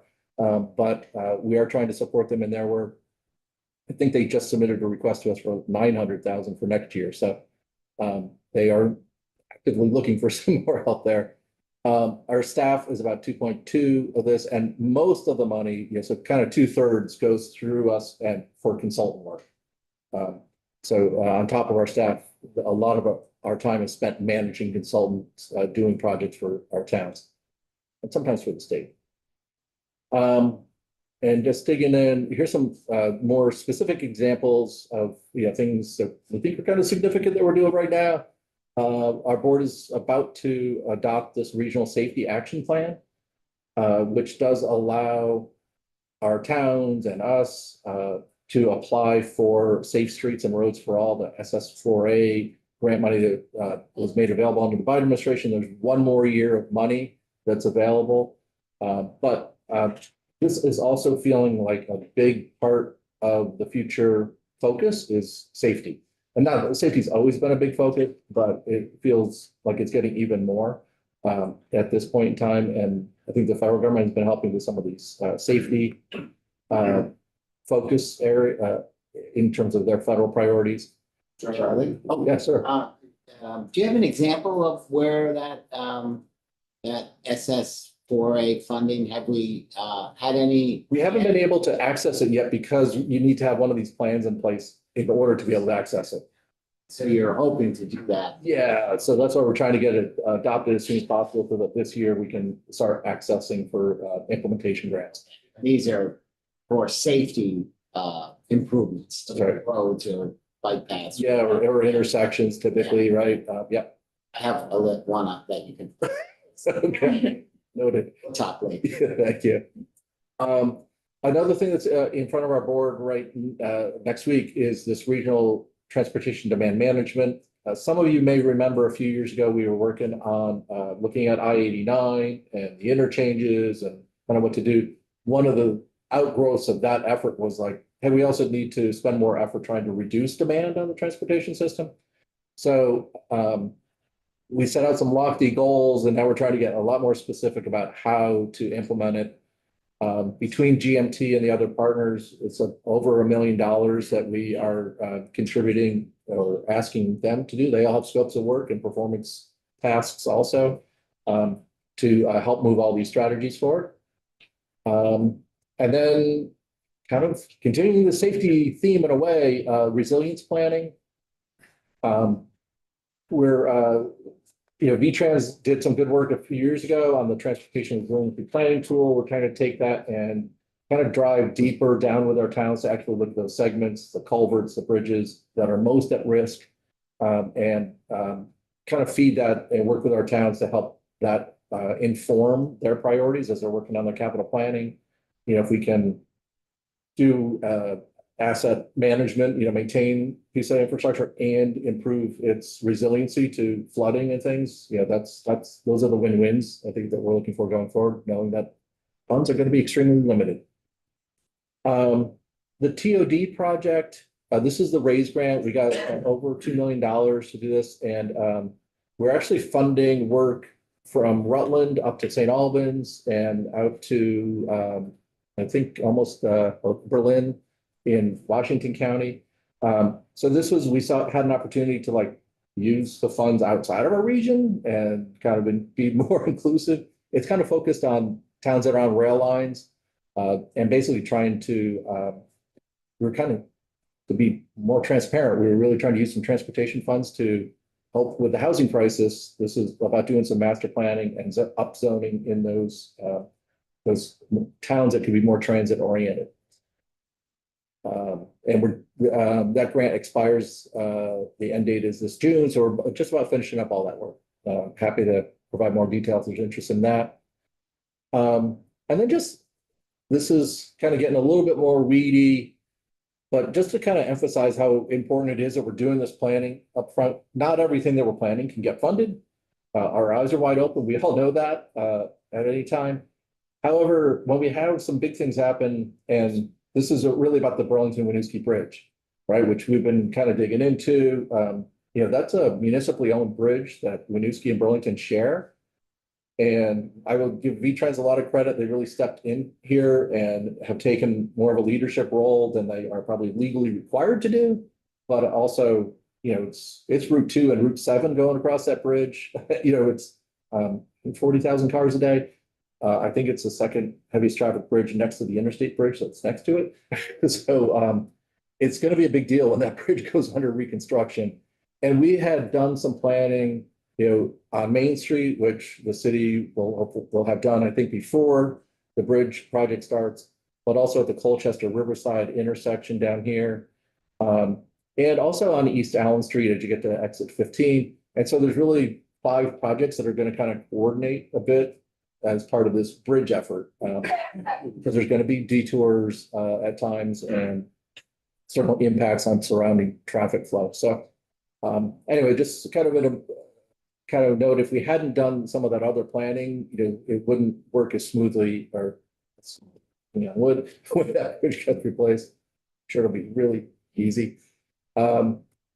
And then, and also, on 116, it was a paving project. I think it's worked really well when VTrans has been able to provide us early drafts of construction plans and asking for comments from us in the towns.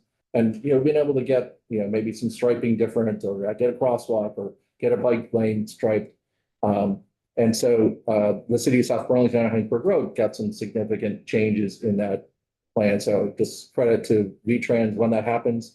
Not sure it's always consistent that happens, but it is good when it does. And then just because sorry, I'm spending a lot of my time talking about Act 181. So I didn't want to leave you guys out. History loves company, something to that effect. But I did just kind of want to mention, there's to us a significant transportation aspect of 181, which is really trying to increase density on our transit routes. I know you well know, and probably have heard a lot more than that, even I have, about the challenges in GMT and their revenue and cutting back route service. We don't have the money to fix that ourselves, but so we're kind of focused more on the root symptoms and or causes. Can we actually bring more riders adjacent to the system and help it get a little stronger organically that way? So in our region, which is, again, I know very different, but we're looking at 90% of our growth, housing growth in the next 25 years happening in these pink areas. We've been tracking that number since about 2010. We have typically, and I say we, really our towns have been achieving over 85% or sometimes 87%. So we're pretty close to that 90% over the last 15 years already. So it's really building on infrastructure, supporting the transit, and then it takes pressure off of the rural areas too. And so I couldn't leave. Sorry, that was my transition to talk about money. Sherry, you can kind of cut me off if you guys have heard this 1,000 times. As many different voices as possible. Yeah, and and we were in here just 2 or 3 years ago, I think. We had one of the things we had funded was a transit funding study, like what revenues could we maybe dedicate to transit. Now we're in a much bigger issue with just not even having enough state funds to match all the federal. Is very concerning. And whatever we need to do, I think there would be a lot of support for increasing the revenue that helps us pull down all the federal funding. If we could find a slice to dedicate to transit, or some way for sorry, look at it, Phil, I know you spent time on that board, some way for municipalities to be automatically opted in or something. I don't know what the process would be. And then we've just spent some time, the older adults and persons with disability, the OMD, sometimes called elderly. It was also taking a cut this year, so that spent some time with the partners in that. We have, also a little different than the other regions where they have 1 or 2 partners. We have like 9 or 10 partners doing that. So we are staffing that committee, but spent a good bit of time the last couple of months trying to sort through how to ramp down the expectation with the riders, because the services are getting reduced to some extent. So more money would be great. I don't have a magic wallet that I'm pulling out right now, but there's definitely need, and thank you. And I think our transportation program director, Eleni Churchill, is probably online there with me, but happy to answer any questions or questions up. Oh, thank you very much. Come on in. For this presentation. And it's interesting that you're doing up the transit funding study, because I feel like we've done a number of them. Transit, About 9 of them. Transportation funding study, and I just sort of disturbing that we haven't even really taken much testimony on different options that are even presented as proposals. So there is a bill on this wall that includes a proposal for the delivery fee, just as a way to explore, just what would that mean? And I think there are the options that were presented in the transit funding study, but it's at a point where we need to figure something out. And what would that be, and what would be acceptable? Yes. To the body. Thank you for bringing. If there's anything we can do to help support that or dig into it further, happy to do that. Charlie, I think a couple of years ago, you may have worked on sort of a study or like a report or something. It's been a few years since I looked at it. Is that something Topic? on the GMT on funding? Yeah. Is that something that you might kind of resend, I'm not sure, I think it was before my time here and I had just heard about it. Yeah, and I may even send you a list of them, because I think there are numerous. I think even there was one we did, and then I think there was a follow-up one after that, that the, That would be. yeah, the Public Transit Association did, I think the year after us. So there's a couple of very recent ones. I mean, I think, you know, we spend around 50 million a year on public transit. And the only place where it doesn't have to be subsidized is in Chittenden County. So, Oh, it's subsidized. yeah, well, I mean, yes, but we have access to the stick monies and things like that. So, I think we just have, given that public transit is increasingly used to provide older Vermonters with access to healthcare, particularly in rural Vermont, it matters to the entire state that the GMT not be a burden on the system. And that's how I'm kind of coming to think about it. In addition to needing it to work in our neck of the woods. But there's a larger argument, I think, to be made. And anyway, I remember looking a couple of years ago at the thing that you sent, the report that you sent there. There were some interesting ideas in that might be, as we're trying to figure out what to do next, might be the same. Yeah, I know we, the consultant spent some time looking around, different models around the country. Yeah, so definitely some things to think about there, but Yeah. I don't know that there's a great choice. Nobody likes to raise taxes or fees. But at some point we're gonna do something or have some significant cuts in service again, still. And I struggle with the regional and urban needs are so substantially different. And you wonder when we don't have a lot of discussion about, there's some discussion about different levels of government. Creating new levels of different government is a whole other area, but when you have such a substantial different need. Yeah, it is. And you see it. I mean, if you look at what the municipal members are paying, you will feel that. I think Burlington, by themselves contributes over $2 million to the transit service. And I think, I can't remember the exact numbers, and Bill Booth, if you know better than I do, but I think the state puts in, of state money, we have 3-ish million and the towns put in 4+, Maybe, 4 yeah. to 5 million.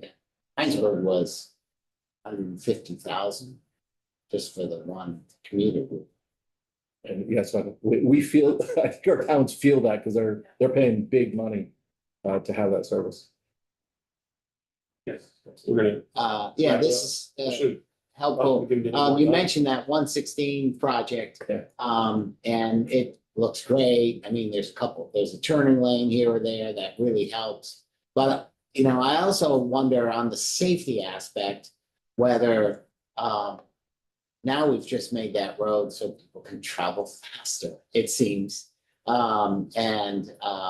allows people to go faster. So then, therefore, when they intersect with the village or the town, I see that as adding to the challenge of finding ways to get people from one town to the other, but yet within the town, particularly Heinsberg and other towns, how do we make that traffic calm enough to, allow walking and all that. So, Yeah, and that's where kind of the land use and the transportation start to interact in dynamic ways, right? And so, I think we're constantly doing that. I think the multimodal roadway, thank you. Guidance, is it, that's coming out? I think not me, but others of our group have participated in detailing that process. And I think getting that to be context sensitive, like there's a different design that you want to have when you're people are crossing the street than when you're just traveling down a rural road, right? So you're expecting that this new design standard or multimodal, that's a term. Yeah. That will help to focus those areas where you're transitioning from just just a vehicle transportation to Right. And I think, part of the land use mapping, I think that we're doing is 181 should help with that, like, hey, here's the mapped area where that is being encouraged, and yeah, maybe there's some different design treatments that happen there. And, I don't think any of that stuff is not, none of it's really too new, but I think having it more focused and be able to do it, and also figuring out, the class 1 road model. I'm hoping we get to some different model, a hybrid version of that or something that's happened. So anyway, that's a whole other topic. Thank you. Just one quick question, Charlie. sorry, yeah. We hear from the RPCs, basically the state of the backlog, and they're not even taking on new projects, like what, it's been 2 or 3 years. So that's even a request. The NPO obviously set up a little bit different, and you getting your slice, sort of like a pass through. What is, are you a backup? Man, are you backed up? Like, are you taking on new projects to that, or? Well, we are being realistic about the environment we're in. The only money we have control over is the planning money. Yeah, So yeah, our planning list is much bigger than V-Trans's capital budget can really handle. yeah, And so, what does that mean? It means we're doing more work with towns on town roads, yeah, in, safety projects and kind of looking for small things until we get to a big thing, which like the Winooski Bridge. yeah, And that's something where, we kind of are talking to the state a lot of, hey, is this worth moving on? Because that's been getting talked about for 15, 20 years. And we got to the point of like, you know what, actually that bridge condition, it's a 100-year-old bridge. It is going to need to be replaced before too long. Yeah, and there's some federal funding we were able to apply for. So getting that extra, geez, I can't remember the total now, it might be $40 million of extra federal money. We were able to support. so you are able to move things forward, you're. Yeah, a little They're bit. not even asking. A little bit. We're kind of working with V-Trans. There's a safety project on Route 2 going over to the islands from exit 17 to the islands, a Clay Point intersection. That's a safety project, but we've been kind of told there isn't money for it right now. Colchester would really like to have that intersection improved. So that may be one we'll kind of work with that. Maybe that is a grant that we're applying for the feds to try to supplement funding. So, yeah, thank you. Thank you very much. Appreciate you coming in. It sounds like there's lots of other conversations to Yeah. delve into, and we're going to transition to another area of the state to go to Rutland. And I've lived here long enough and back and forth that I used to use the come down 116 and Heinsberg-Munson Road and then get south of Middlebury and then go Route 7 the rest of the way to Rutland. But now Route 7 has improved so much in the 30 years, and the crowded traffic on Heinsberg-Munson and getting through there has gotten to be such a nightmare that I've gone back to Route 7 where I started in the 80s to go to UVM. You would go Route 7, we started riding the Heinsberg-Munson because you could avoid a lot of traffic. Now that's gotten so crowded and so backed up and so slow, and Route 7 has been improved in so many areas that to get from Burlington in the MPO to get to Rutland, I'm back on Route 7 here 30, 40 years later, that it's much faster than skipping it and going around it. That cycle. It's amazing where you decide to improve projects in Charlotte and North Barrettsburg, and obviously Shelburne Road was obviously massively improved, and Heinsberg's so popular, I don't want to go through there anymore. Right, and now that's it used to be a dreaded getting through Shelburne, and that's easier now than it is to get through Heinsberg to get down to Rutland. So hopefully I gave you time to pull out your laptop and apply your presentation. We're not upset that you're not coming through. Oh. Wow. Brutal. 22. I wouldn't go down to only parts of 23 are great. There's a. To get all the way to Rutland has changed dramatically in 50, not dramatically. Well, hopefully Changed over the years. continue to change that. Yeah. So while he's getting prepared, maybe I'll just introduce us. Good to see you all. I have not had the pleasure of coming back and seeing you yet this year, but I'm sure I will be back. I am Devin Neary. I'm the Executive Director of Rutland Regional Planning Commission, and with me is our Transportation Program Manager, Ethan Pepin. He has been leading the program. Actually, since I took over as director, we sort of swapped positions there. Now he has been at the helm for 3 years now, and been doing really great work in Rutland as emerging leader in that TPI program. As you know, there's a lot of new faces in that program that historically had a lot of very seasoned planners across our PCs. So as V-Trans evolving, RPC staff is as well. So we're really excited to be here and talk about some of the specific projects that have been happening down in our neck of the woods. So, yeah. Once you're ready, we can get it loaded up. How many RPCs have you heard from so far? I was 7, 6. Oh, wow, you're almost through there. Yeah, all right, a few more to go. They'll do it. Today we'll do it, okay. I believe it. Great. So hopefully you're not gonna get too many repeats, but I imagine you might, so Well, we're happy to jump into anything specific along the way that you guys want to talk about. Because obviously Rutland has a lot of big projects on the horizon that we can talk about. But Ethan's highlighted some really good things for this us. might be a little bit different, but how many different communities we're talking about that work? Is it just the city and the town, or the entire Rutland? It's the entire regional. So how many There's, municipalities? yeah, 27 municipalities. It's all of Rutland County minus Pittsfield, that they're in the Two Rivers region. So, greater Rutland County by and large. You guys doing to the Route 4 and bike path thing? I hear a lot of talk about that, even though I'm not in Rutland anymore. That's actually gonna be coming up as well. We did provide the city a lot of technical assistance as they implemented the new roadway design. And some great statistics about how that roadway design has actually changed traffic safety in and around Rutland, which has been quite notorious for not good traffic safety. So it's nice to have that data to support that our PCs can provide to support these bigger changes. Because you hear anecdotally businesses and folks on the ground about what their experience is, but that's just a snapshot versus here's a bit much broader view. While we're waiting, there's one of the may or may not be a trend, as we've heard through the RPC, there's kind of a question about, and Representative House will help me out here in terms of a lot of bike ped talk, a lot of sidewalk construction, a lot of smaller, sort of, I don't want to say this the wrong way, but sort of an acceptance, understanding of financial picture on the much bigger projects are hard to come by. Yeah. But on the actual improvement of people's lives and interaction in their town, these transportation alternatives, downtown pieces, bike bed projects make it. In other words, the idea is maybe we should be looking at lots more smaller funding in our picture as opposed to everybody understanding putting together the big projects is a huge financial challenge.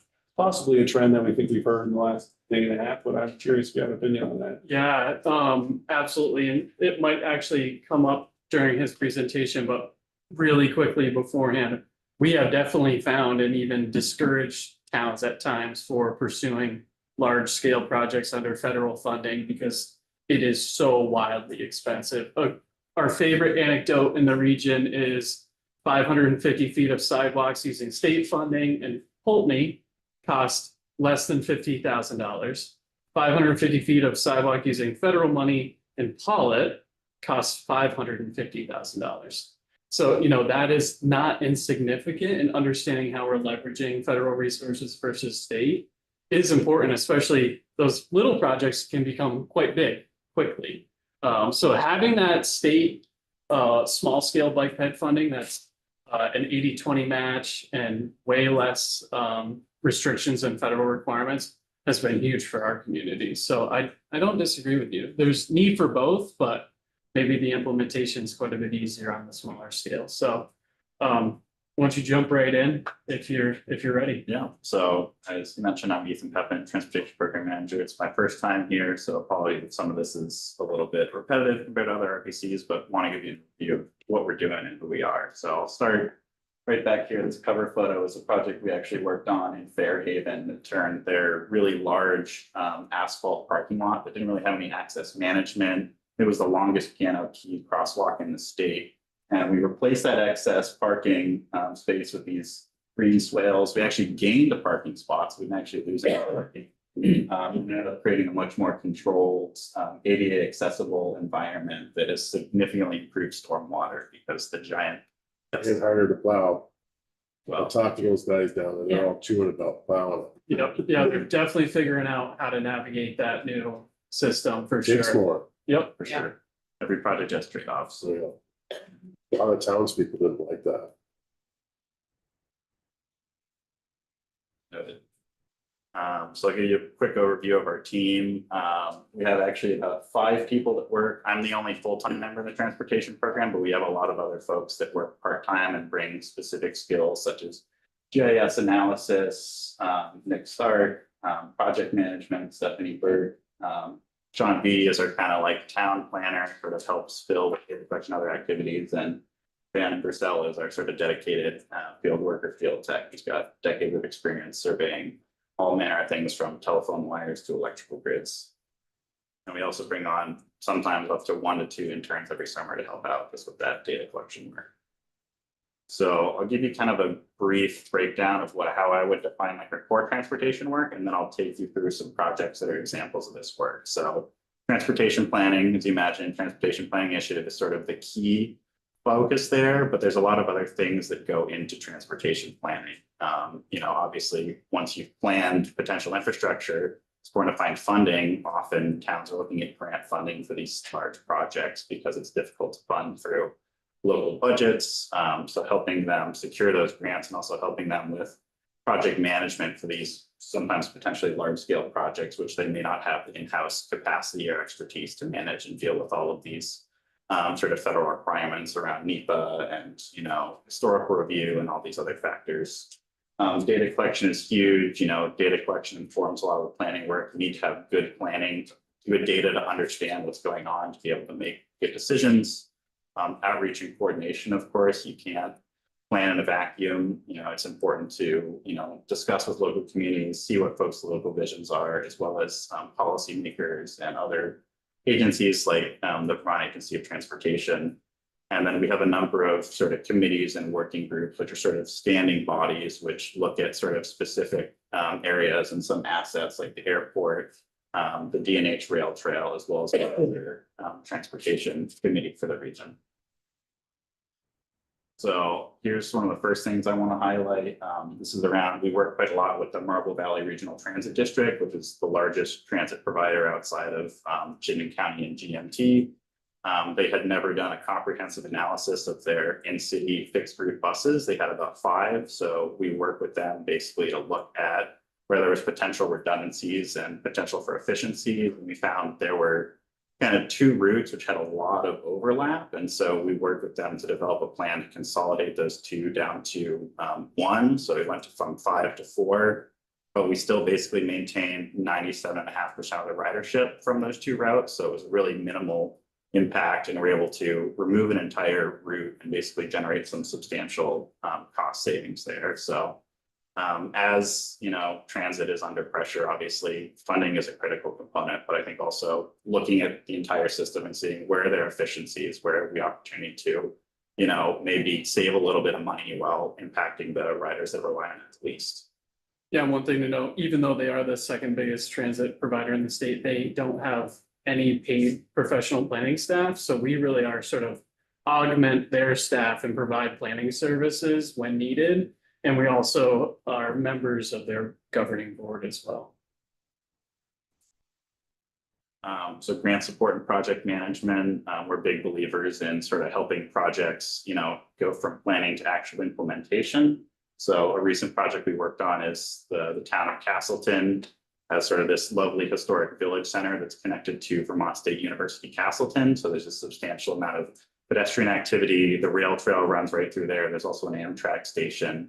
There's no ADA accessible path to the Amtrak station. There's really no ADA accessible sidewalks in the village. It's mostly dirt paths. So they identified this as a major issue. So we worked with them to sort of identify the area of focus, and we work with them to secure funding for a scoping study to actually look into what are some alternatives and options for how to do this. That resulted in a preferred alternative you're seeing a part of on the screen. And then we helped secure a major bicycle pedestrian grant from the agency to actually start to make this a reality. And then there's sidewalks in Castleton. Not in the historic village, but on route, you're talking about like Four Corners. Right where the college is, there's sidewalks, there's a sidewalk that goes down through there. Yeah, like on South Street. Yep, there's a sidewalk there, but that actually through the village, if you Goes right down the rail and store. if you walk there, they're old slate tiles. There's no concrete there. And on the other side, there's not even any concrete, it's just a goat path along that end. It works. Not if you're, if you have a physical disability, it's very challenging. And also, according to the town, because they don't have a solid, consistent surface, they can't actually maintain it in the wintertime very well. So there's this huge buildup of snow and ice. So yeah, that, I mean, it has, you're not wrong, it has functioned this way in the village now for 200 years. That being said, you know, given how much activity there is from the college, and how the population of Castleton is aging, the town overall was really excited to do this work and finally bring an upgrade to the village. Because yeah, it's been this way for a long time. I think, but there are some sidewalks in front of the diner. Yeah, and the exactly. Postal, so the post office and across the street, but outside of that. I see people using it every day. Don't see anybody stop saying, well, I'm not gonna go down through here until it's paved. Yeah, we serve the town, so we let them set the priorities. But currently this project is in the construction phase, and we're serving as project manager. So here's a data collection activity. It's pretty major. It touches pretty much every aspect of our region. Sure, most folks are familiar with the Clean Water Act in 2015 that established the Municipal Roads General Permit Program. You know, created this system basically for cataloging roads into hydrologically connected. They need to be bring up to certain standards basically to increase resilience. We did an initial baseline inventory over a course of a couple of years in like 2017, 2018, 2019. I believe ANR is requiring a full reassessment of all these segments. So that is work that largely falls to us because, you know, local towns just don't have the capacity to go and visit all these road segments and assess erosion levels and look at outfalls and all of this. So during 2025 field season, we had 5 separate staff members that were trained up. We completed about 11 of these inventories, which involved walking 406.5 miles of roadway, mostly back roads, class 4 roads. One thing that our field tech actually got lost because he was on a class 4 road, which basically went into the woods and the right of way disappeared entirely. And that was just over half of all of these hydrologically affected segments in the region. So it was a really, really big effort, but you know, we want to make sure that we're here to help all of our communities comply with what is the state law and ultimately. Where is that?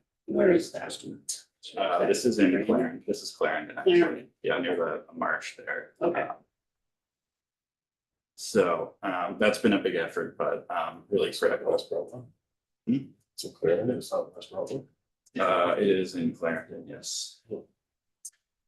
Yeah, one other kind of great note on this municipal roads general permit, the other sort of like great co-benefit to doing this work is how much time we spend directly with road foremen. And we end up we usually help them with their in-kind match for these grants by spending time with them and doing training. And the amount of information we learn from these folks by driving around in a truck all day is incredible. We usually gain all this information that helps us with other aspects and projects from paving to bridges all the way through these like critical water quality projects. So it's a great touch point for us in those towns. Definitely, and this is a place where we offer a lot of support because something I've talked with some of the road foremen is that the job has really changed from construction foreman to construction foreman and administrator. You know, they're doing paperwork, they're doing grants. Every town is structured a little bit differently, but a lot of times they just put it on the road foreman. And so, you know, I was talking with Joel, road foreman in Holy Town. He was literally off the clock, like on his iPad in bed with his wife, like updating segments and like doing this work because it's, you know, it's added to the workload for these guys. So everything we can do to help that out and provide support, we do. So more another data collection activity. We have pretty robust data around, you know, resilience and back roads through MRGP. We have pretty good data on culverts. We do inventories of culverts through VT Culverts. Roadways are pretty well mapped, but there was no existing database of sidewalks.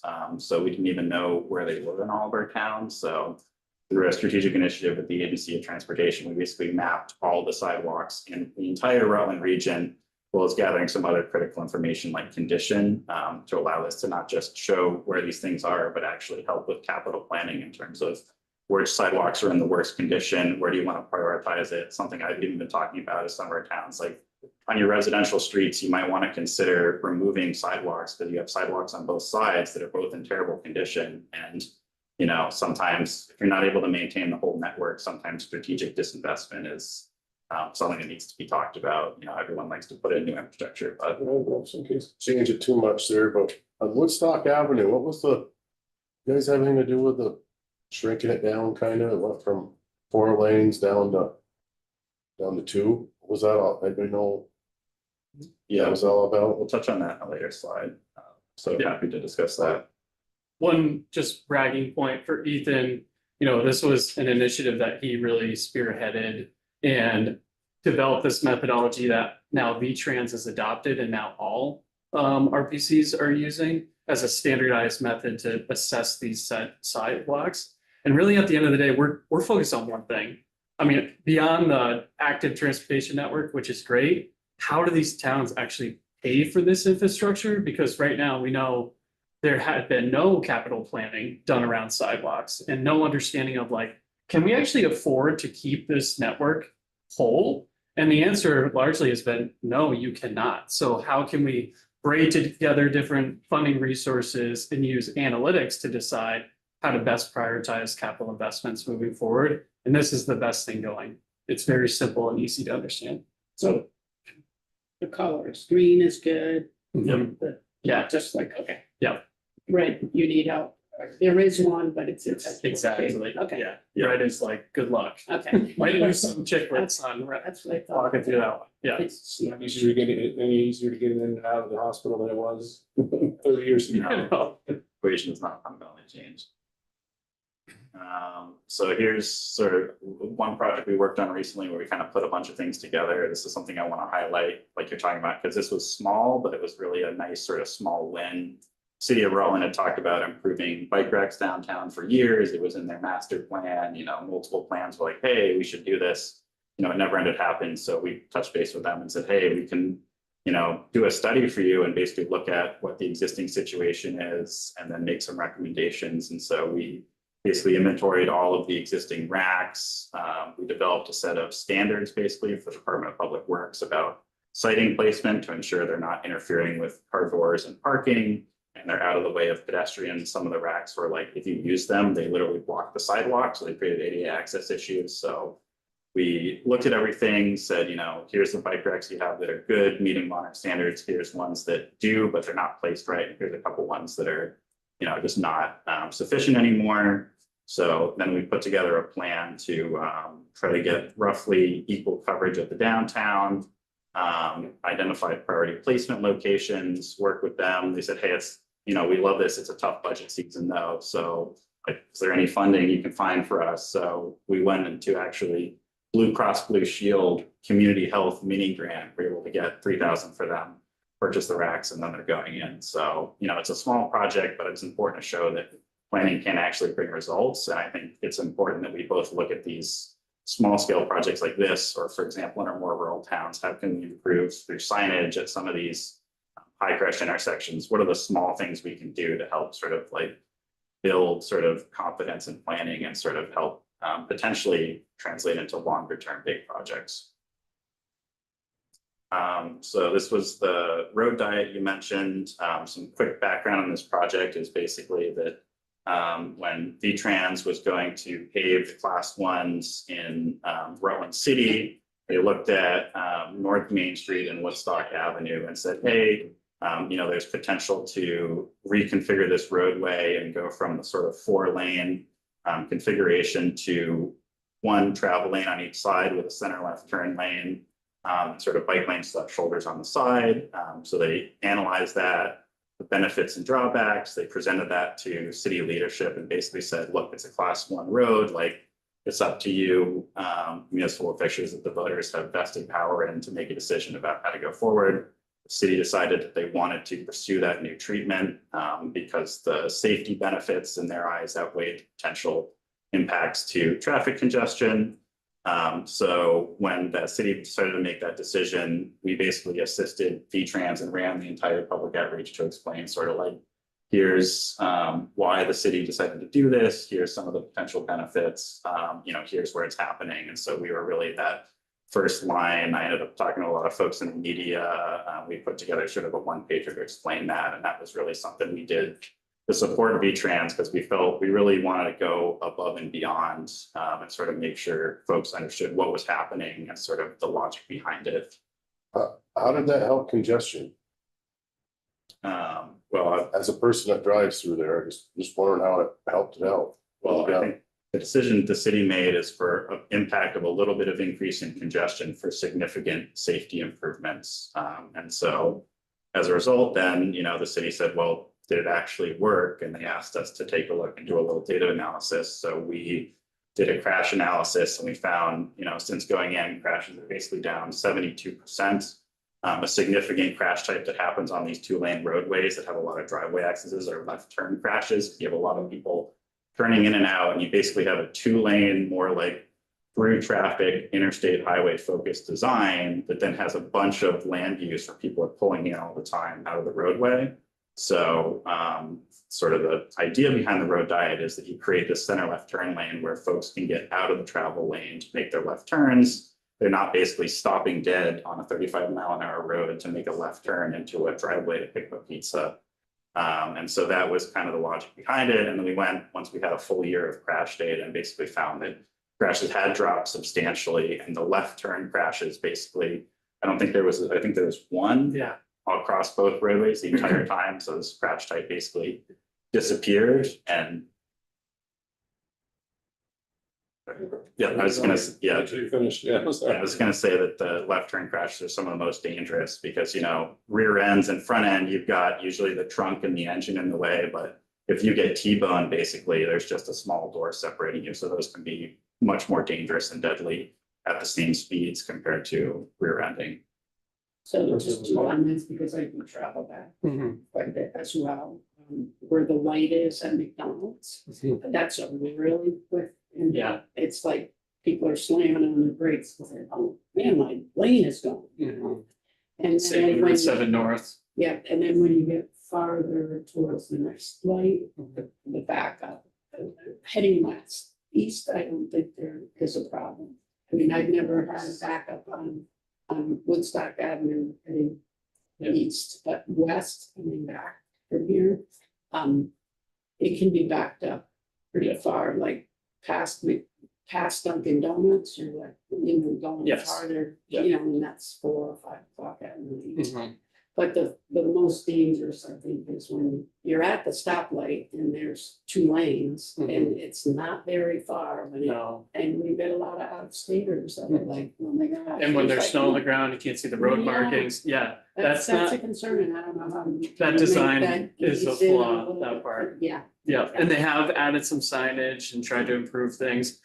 But as Ethan said, there's no doubt there's a trade-off here. And to your point, Jim, at the peak times, it has increased travel times. There's no doubt. But averaged out over the system, it's actually pretty nominal, and it's limited to just those really peak hours. The other thing is we hear directly from both Rutland City Police and Fire that they are huge fans of this, and it makes their job so much easier going to calls, addressing calls, and dealing with traffic safety. The average speed on these roadways has dipped lower. So that's good feedback from at least the folks who are like directly impacted. But there's no doubt there's some more congestion, and it was never meant to be like the end all be all. Hopefully this is the start of further changes that will address some of those congestion That's issues. just the concern, that's really quick, kind of. Yeah, so we are doing a scoping study right now in the city of that terrible intersection of routes 4 and 7, which is wildly chaotic, to see if we can redesign that in a way that would increase traffic flow and better, that has been proposed, but it was not an appropriate design. Because that's great too, but that's also been. Representative Case? Is that bike path thing they got there? That's why I figured you guys was to squeeze a couple of bike paths in, but it's not very safe, is it? The bike paths, sticking them right next to vehicles just doesn't seem safe to me.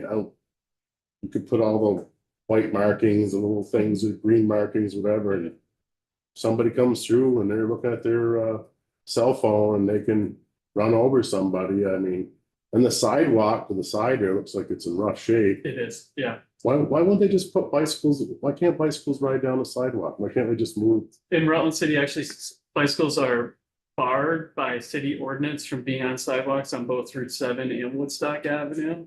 So the reason the bike lanes exist is more about there needed to be some use of that shoulder. And I know we're going over. I'm saying I'm gonna have to. Yeah. I'm gonna have to ask, at some point, we'll have to move on. But Yeah, I did rearrange just for that, our next presenter has been pushed to another time. So Okay, we will try to. not over, but wrap we're it up though. got Yeah. about 10 to 15 minutes. I know you have a lot of stuff, you put a lot of work into it, and there's a lot of interest. So Yep. one thing that we can tell is that it depends on whether we have a member in your area. It's not just in this case. It's not, No, it's for not sure. Casey's defense or whatever we're going to defense. When we have areas that we have previous other relationships, it does take a lot longer. So there's no problem with that. I'm just. Yeah. But you know, so we're gonna go between quarter of and 10 of, and then we're gonna. Okay. adjourn, and we've moved the next presentation to another time. Thank you for that extra time. They We were, appreciate that. They were joining by Zoom and they are accommodating us. Great. Perfect. Thank I you. appreciate you being here. Hey, great. I just, yeah. And let's go quick, in terms of coordination, we work a lot with V-Trans, provide sort of local expertise. We serve on a number of sort of committees and groups that help sort of shape some of the documents that guide policy. So I served on the rail plan update and the freight plan update as a steering committee member, helped sort of provide feedback, review all those documents, you know, make sure that the state is getting a good product for its money from consultants, because sometimes it's important to really hold their feet to the fire on some of those projects. Served on the Bicycle Pedestrian Grant Committee, helping provide expertise about projects, you know, donating our time basically to look into all these projects all across the state, help score them and identify priority. You know, my boss Devin is on the Vermont State Design Standards update, the multimodal road guidance. So providing sort of an RPC voice in that is critical because, you know, there's a lot of different ways of looking about and thinking about roadways. And, you know, sometimes the folks at AOT have like sort of one way and us sort of at the local level interacting more with towns could have a different perspective. So it's important to make sure that's represented there. We're currently organizing a regional mobility summit on behalf of V-Trans, basically to bring folks in the OND program, which I'm sure you've been hearing a lot about, the financial troubles there. So probably is going to be not so much a celebration, more of you know, what's not working about this and what are opportunities to, you know, improve or potentially have sources outside of this specific funding program to help with some of these trips. So we have a number of committees and working groups, as I mentioned earlier. The Regional Transportation Advisory Committee helps actually provide feedback on the regional plan and project development. I'll get into that in just a little bit, but also serves as a body to help sort of inform towns about what's going on in the transportation space and provide sort of feedback as well as what we're doing. We have the Delaware and Hudson Rail Trail, and so we've put together sort of a council from some of the towns to help look at, you know, improving that, building up those trailheads locally, helping sort of connect to the local businesses and advertise these trail-friendly businesses. Doing a lot of work with that. We're also inventorying all the culverts on the D&H Rail Trail on behalf of V-Trans. We have the airport committee because, you know, some of you probably know Vermont, Rutland County has the largest state airport and the only one that has passenger service, I believe. Rutland Southern Vermont Airport. So we've been working a lot with some of the folks around the area to help better utilize that asset.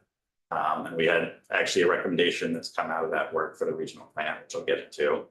And then the Regional Mobility Committee, which helps bring a lot of this paratransit, older adults and persons with disabilities, recovery and job access sort of funds together with some of the community partners that work with a lot of the people that access these programs to sort of better identify areas for improvement. One thing that came out of one of these committee meetings was really positive is we had a group that was called Veggie Van Go, and they had basically gave away CSA fresh produce to folks down on their luck, and they basically did it at this big thing at the edge of town, and had everybody line up in their cars. And so somebody was like, hey, you know, there's folks don't have cars. Why don't we get everybody together on a bus? They can all get off and get their share, and it'll be a lot more efficient that way. So we work with Marble Valley, and now they have a single bus, which basically takes everybody down to access that fresh produce, and makes that process a lot more efficient and creates access for folks that lacked it. So we're currently developing the Rutland Regional Plan. We're pretty much done, but it's good to go through this public hearing process. I will bring some of the projects that came out of the transportation chapter, just because while the final plan isn't fully adopted, Regional Transportation Advisory Committee has reviewed the entire projects list and ultimately ended up voting to endorse that to the full board. So I'll go over a couple of those projects we've identified. Roadway, highway improvements and modernization, 22A and Route 7 in Pittsford into Brandon are sort of big priorities for the region. Those are currently programmed projects, but they're not always moving fast enough for the folks that use it. As I'm sure some people saw, there's just another pretty bad crash on 22A just yesterday, a head-on crash. And we have a couple other roadways like Route 4 and Vermont 103, which were also identified due to sort of safety issues, or in the case of BT 103, there's a section that has really narrow shoulders. It isn't up to modern safety standards. Airport hangar construction. This is sort of like an easy win potential for us because there's currently more planes being based at the airport than there are hangars. So you literally have people whose planes are, you know, out in the elements getting buffeted. So there's literally already demand there. It's just a question of providing actually hangar support that can supply for that demand. We had a couple key bridges and culverts we identified due to the advanced deterioration as well as the criticality of them for the network. So a bridge over the railroad in Proctor. We also had a major culvert on 22A, which if it blows out would knock out the 22A corridor. It's very vulnerable to flooding, as well as a bridge in Wallingford, which goes over the, which if it was knocked out would have pretty substantial impact to emergency response. We also identified improving the rail crossings, so putting gated rail crossings on a couple of key highway rail crossing corridors. Right now, for those you know, there's a section of Route 4 that runs basically on the western edge of Rutland County, which is almost like interstate grade limited access highway, but has an at-grade railroad crossing running right through it, and there's no gates or anything basically. So you have folks driving 65 miles an hour with a train potentially crossing. And then Ethan Allen Rails. Which road was that? I'm sorry. Route 4. Oh, it's in Rutland. I know what you're talking about. Yeah. I know what you're talking about, sorry. How many accidents have been there? I haven't pulled up I don't have that directly yet. But it's a long-term. That's something we can look into for sure. Yeah. Has there been any that you know Not that I know of, no. But it only takes one, as we know, the one recently that was that derailment in North Carolina that was really devastating. Yeah, and this is really responding to, on the rail plan, V-Trans had identified a priority to put gated rail crossings on all these major corridors. So we took this opportunity to basically identify locally what we saw as those priorities, so to sort of help advocate with V-Trans. of? On 22A, I asked the engineer, Jeremy Reed the other day about, did I say his name right? Yeah. Yeah. I asked him about 22A and he said that me and him will be long gone for 22A. So are you guys have any influence to get 22A going? Is that part of your guys' job? We have tried, so we've even held joint meetings with Addison County and Rutland County, because obviously this section of road bridges the two counties, about all the traffic safety concerns and trying to advance the roadway upgrade sooner.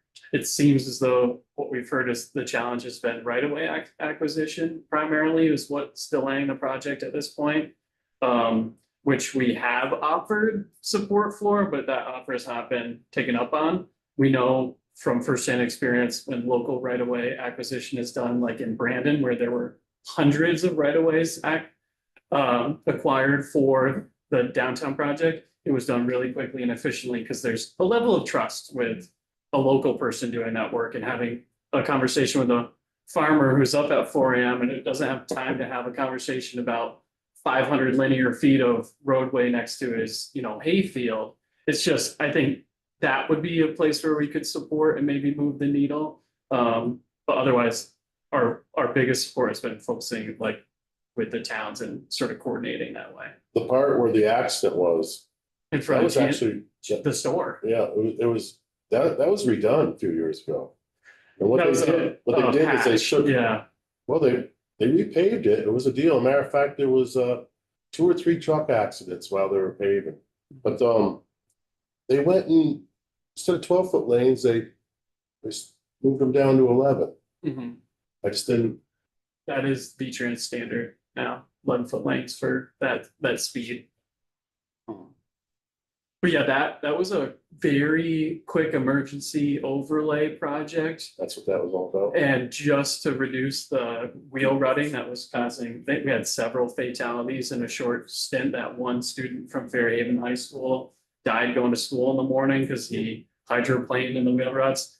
That was intended to just buy us enough time to get this project done, and I don't think it's gonna buy us enough time, so that is concerning.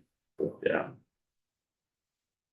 Yeah, and the last thing is that agency had identified potential expansion of Ethan Allen rail service through Manchester and Bennington, so that's something that, you know, the plan supports. Yeah. Very good.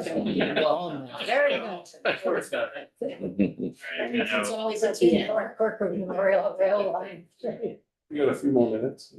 Yeah, I think this This is the last slide, so I'll just go over some of the regional concerns that have bubbled up through, you know, working with towns, road foreman, through our regional transportation advisory council. Sidewalk maintenance is something, I was actually speaking with the West Berlin Highway foreman, that the big issue for smaller towns is that they don't have the in-house capacity to replace individual slabs, so typically they wait until the entire sidewalk is deficient or replace it, which is, you know, less efficient. So while they're doing things like, you know, patching and crack sealing on highways to extend that pavement maintenance, there's no ability to do that with the sidewalk. So that creates a lot of issues where if you were able to do that, you know, in the short term, it would save you long-term money in maintenance because your sidewalk would last longer. You wouldn't have to replace the entire thing. I'm sure you've heard from a lot of stuff. We have a lot of towns where the grant list is just not keeping up with the infrastructure maintenance needs. Infrastructure cost is going up. For our smaller towns, it's often the biggest chunk of the budget, and the highway budget just keeps going up. And we've seen that while there was a lot of growth historically in Rutland County in like the 80s and the 90s, and even the early 2000s, like that has started to slow, and we're not seeing sort of new development start to bring in extra tax revenue to pay for the increasing costs of the infrastructure burden. That, that sidewalk there, that's considered rough shape right there. Yeah, yeah. All I see is you need is a watch your step sign, but I'll tell you what, I would love driving over that in the morning, getting here. You should see when I drive over, going over Bethel Mountain. That would be heaven compared to. Definitely. Which speaks to that point of not just having not enough money to keep up with road maintenance. It's Yep. huge. We do have, that's Rutland City. That's right in the city. It's on River Street. Yeah, River Street. Oh, River Street. Yeah. Right over the. Okay, right. That was a big trick that I made problem a lot. Yes, if you have a vision disability and you're in a mobility scooter, you know, Rutland has an aging population, so we have a lot a folks that, you know, require a higher level of maintenance on the sidewalk for it to be usable. These are folks that can't drive as well, so they're pretty frequent users of this. You know, we're seeing some flood resiliency improvements over sort of the MRGP program, a lot of like stone line ditching on back roads, controlling flows and getting it off the roadway. But, you know, there still are major concerns about, you know, if we have a really big storm event that does a bunch of damage, like, are we going to get reimbursed by FEMA, or is there going to be money to pay for it? And if not, that's going to basically put our budget underwater. And I'm seeing this in other areas of the state. So we haven't really seen it in our region yet, but we're kind of bracing for the other shoe to drop on that. Road crew staff recruiting is a constant challenge for towns. People are being poached. There's just not as many people that are wanting to do this work. So that's another reason costs are increasing, because towns are finding they have to increase the, you know, cost they're paying to these guys to even just keep them on staff and not have a revolving door of foremen. Some towns have a lot of trouble keeping staff, and then, you know, that creates a lot of burden on us because we're going and helping train these guys on things like MRGP, and then they might walk out the door a couple months later and then we're starting all over again. And, you know, that creates all kinds of issues. And as you know, I alluded to earlier, there's some pretty major roadway projects program that are proceeding slowly. 22A has been mentioned, but US 7 Brandon Pittsford is a really big one for our region. I looked in the agency project list, and all of those US 7 segments were programmed before 2006, which basically means they changed over their file database system in 2006. And we don't even know how old the projects are. So Well, it's been a long time, but my dad moved to Brandon in 1968. And they were building a major highway and bypass through that area back then. And he said he would be gone before it was ever done, and he was right. Representative Lally, the right of way still exists in certain places, but Representative Lally, you had a comment? Yeah, I just, the issue of the road foreman and, sort of the problem of the revolving door, but there's also succession planning. I know this is something in my town that we are confronting. We have a very accomplished but octogenarian road foreman. So, we're on borrowed time. He's amazing. We don't know what we're gonna do when Paul retires. I was just thinking this is a problem that is replicated across the state. And it seems like, we're transforming education, talking about, CTE training. This would be amazing to, particularly even with the expanded job description that you described, the administrative issues, the flood resiliency challenges. I mean, we're a rural state. This is the foundation of everything, is our transportation system. And this seems like right for, some kind of a job of the future in Vermont. Yeah. We do run a workforce development program, and we have been trying to move some of the programming to directly link to town opportunities. One program is like water, wastewater operators, right? Like that is a position that's hard to fill. Road foreman, I can't tell you how many road foremen have delayed retirements in our region because they weren't willing to just let it go. They're like, I've spent my 30 years here maintaining these roads. If I leave and no one fills my shoes, I can't live with myself. And like, no one should be put in that position, right? But it's a harsh reality, so. The biggest concern is the poaching issue, though, because for those of us who live right on the border, Granville. Yeah, they can New offer a York lot more. Offers a heck of a lot more, salary and benefits than we can. It's really tough. So that's a tough. Yeah, and you guys have some young, really good foremen, so Yeah, you're we do. lucky, you're Yeah. lucky. I know. Yeah. Well, thank you for the extra time, we really appreciate it. I appreciate you making all the trip all the way up there and all the work that you've done, all the various state projects as well as your local. I appreciate that our previous presenter stuck around. I think that a little quick speech, I guess, in that you having born and raised here with a huge effort to where it went to a car culture and everything was as much cars as through as possible. And now the sort of the ramifications of policy decisions, and there's a pretty big work, and I hear it from Representative Burke in particular about how things have changed, the effort to change some things in the focus, and it's certainly come a long ways. But you have a urban versus rural problems that we have. We have towns that are, practically dying. They can't afford to fix their areas. We have urban areas that are a much bigger issue. The transportation needs and public transportation there versus what we're trying to do in rural piece. How we're going to try to share the roads and complete streets. And there's a population that's still trying to get to work in the old way. And I find that I wasn't 100% sure the best way to go about hearing from the pieces, but where we have members that also are really familiar with what's going on and have a lot of tough questions, it certainly highlighted sort of the big struggles of a small state with limited population and limited resources, and where do you spend them? I appreciate the work that is more now than I did when we started 2 years ago. So Thank you so much, and I'm really interested to hear those common themes. but we're going to have, we rescheduled the person that was the next couple. We're gonna have the next presenter in, and then we're gonna have some community discussion about what did we learn. And I would certainly welcome you to continue to share that feedback. So thank you all very much. And